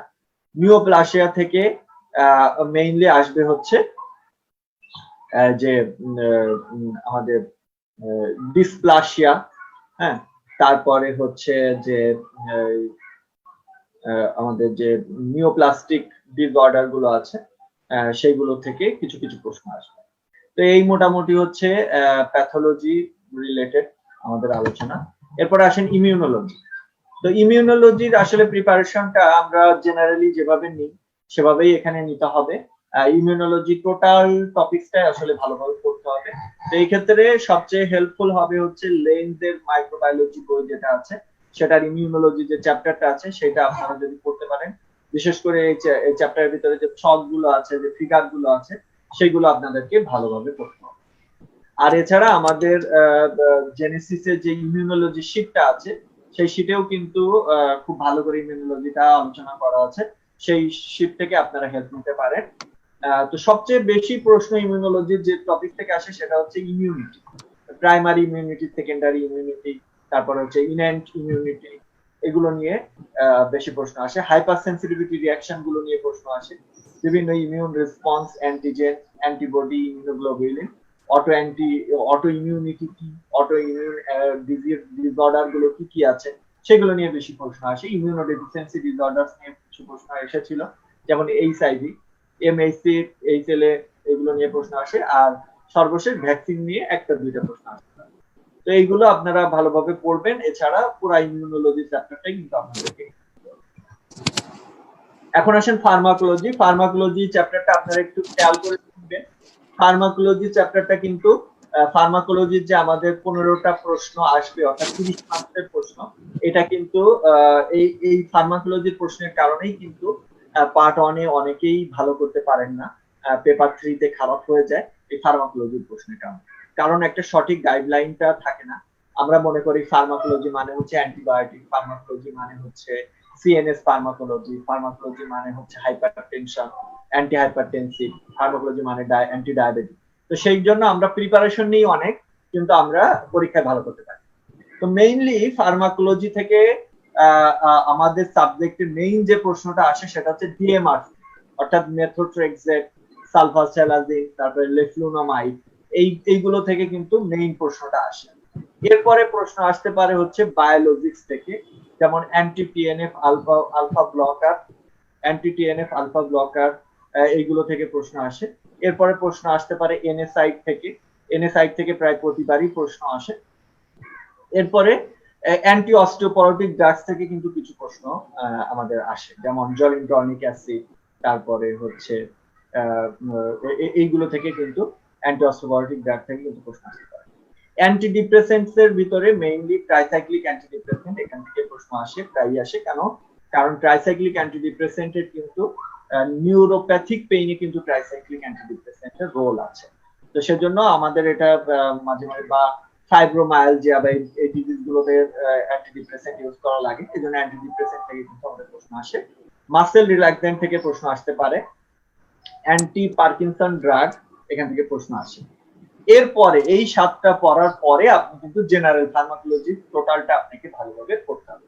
Pharmacodynamics, pharmacokinetics, first order kinetics, zero order kinetics, তারপরে অ্যান্টাগনিস্ট, অ্যাগনিস্ট, হ্যাঁ পার্শিয়াল অ্যাগনিস্ট, এই জিনিসগুলো কিন্তু আমাদের পরীক্ষায় প্রায় আসে, এইগুলো নিয়ে আপনাকে পড়তে হবে। এরপরে আপনি ভিটামিন ডি, ক্যালসিয়াম এগুলো সম্পর্কে মোটামুটি ভালোভাবে পড়তে হবে। প্রোটন পাম্প ইনহিবিটর, স্টেরয়েড সম্পর্কে পড়তে হবে, এবং সবশেষে আপনি পড়বেন সিএনএস ফার্মাকোলজি।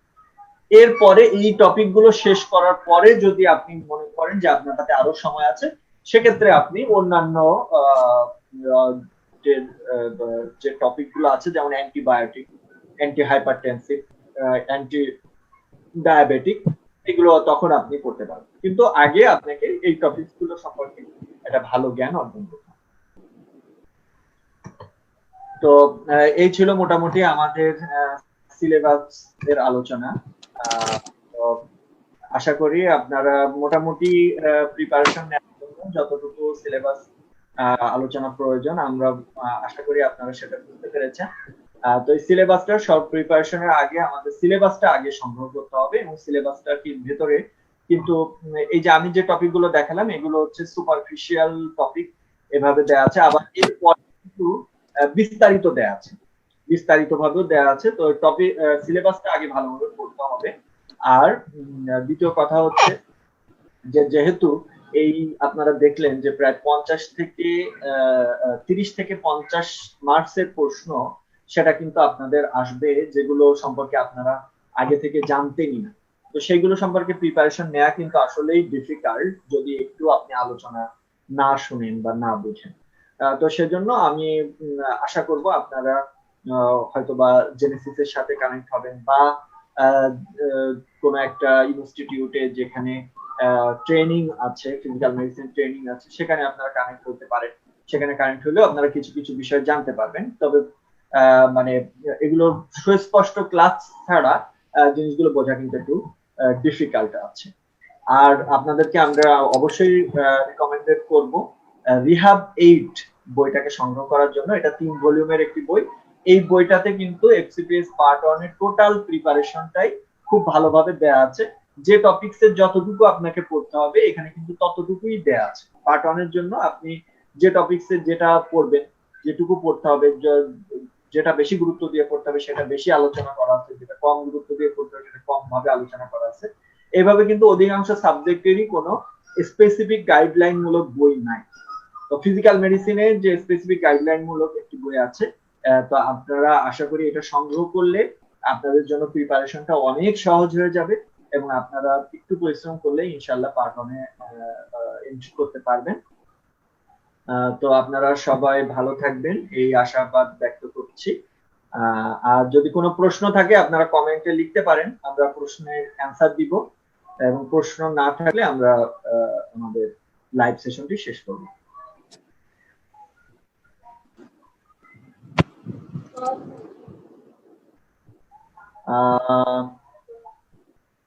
কমেন্টে আমরা একটু কমেন্টটা পড়ে আসি, দেখি যে কারো কোনো প্রশ্ন আছে কিনা।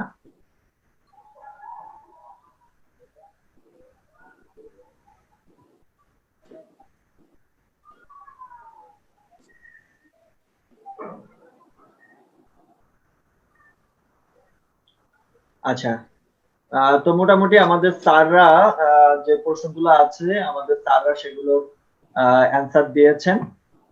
তো আপনারা সবাই ভালো থাকবেন, সুস্থ থাকবেন। আর যারা ফিজিক্যাল মেডিসিনে ক্যারিয়ার করতে চান তারা সঠিক দিক নির্দেশনা নিবেন, আমার কাছেও জিজ্ঞাসা করতে পারেন, বা জেনেসিসেও জিজ্ঞাসা করতে পারেন বা আমাদের স্যারদের সাথে যোগাযোগ করতে পারেন এবং আপনারা একটি ভালো প্রিপারেশন নেবেন। আর ভবিষ্যৎ ফিজিয়াট্রিস্ট হিসেবে আপনাদেরকে দেখতে পেলে আমরা খুশি হব। সবার সুস্থ স্বাভাবিক এবং সাফল্যমণ্ডিত জীবন কামনা। আজকের ওয়েবিনার সেশনটি সমাপ্ত করছি। আসসালামু আলাইকুম।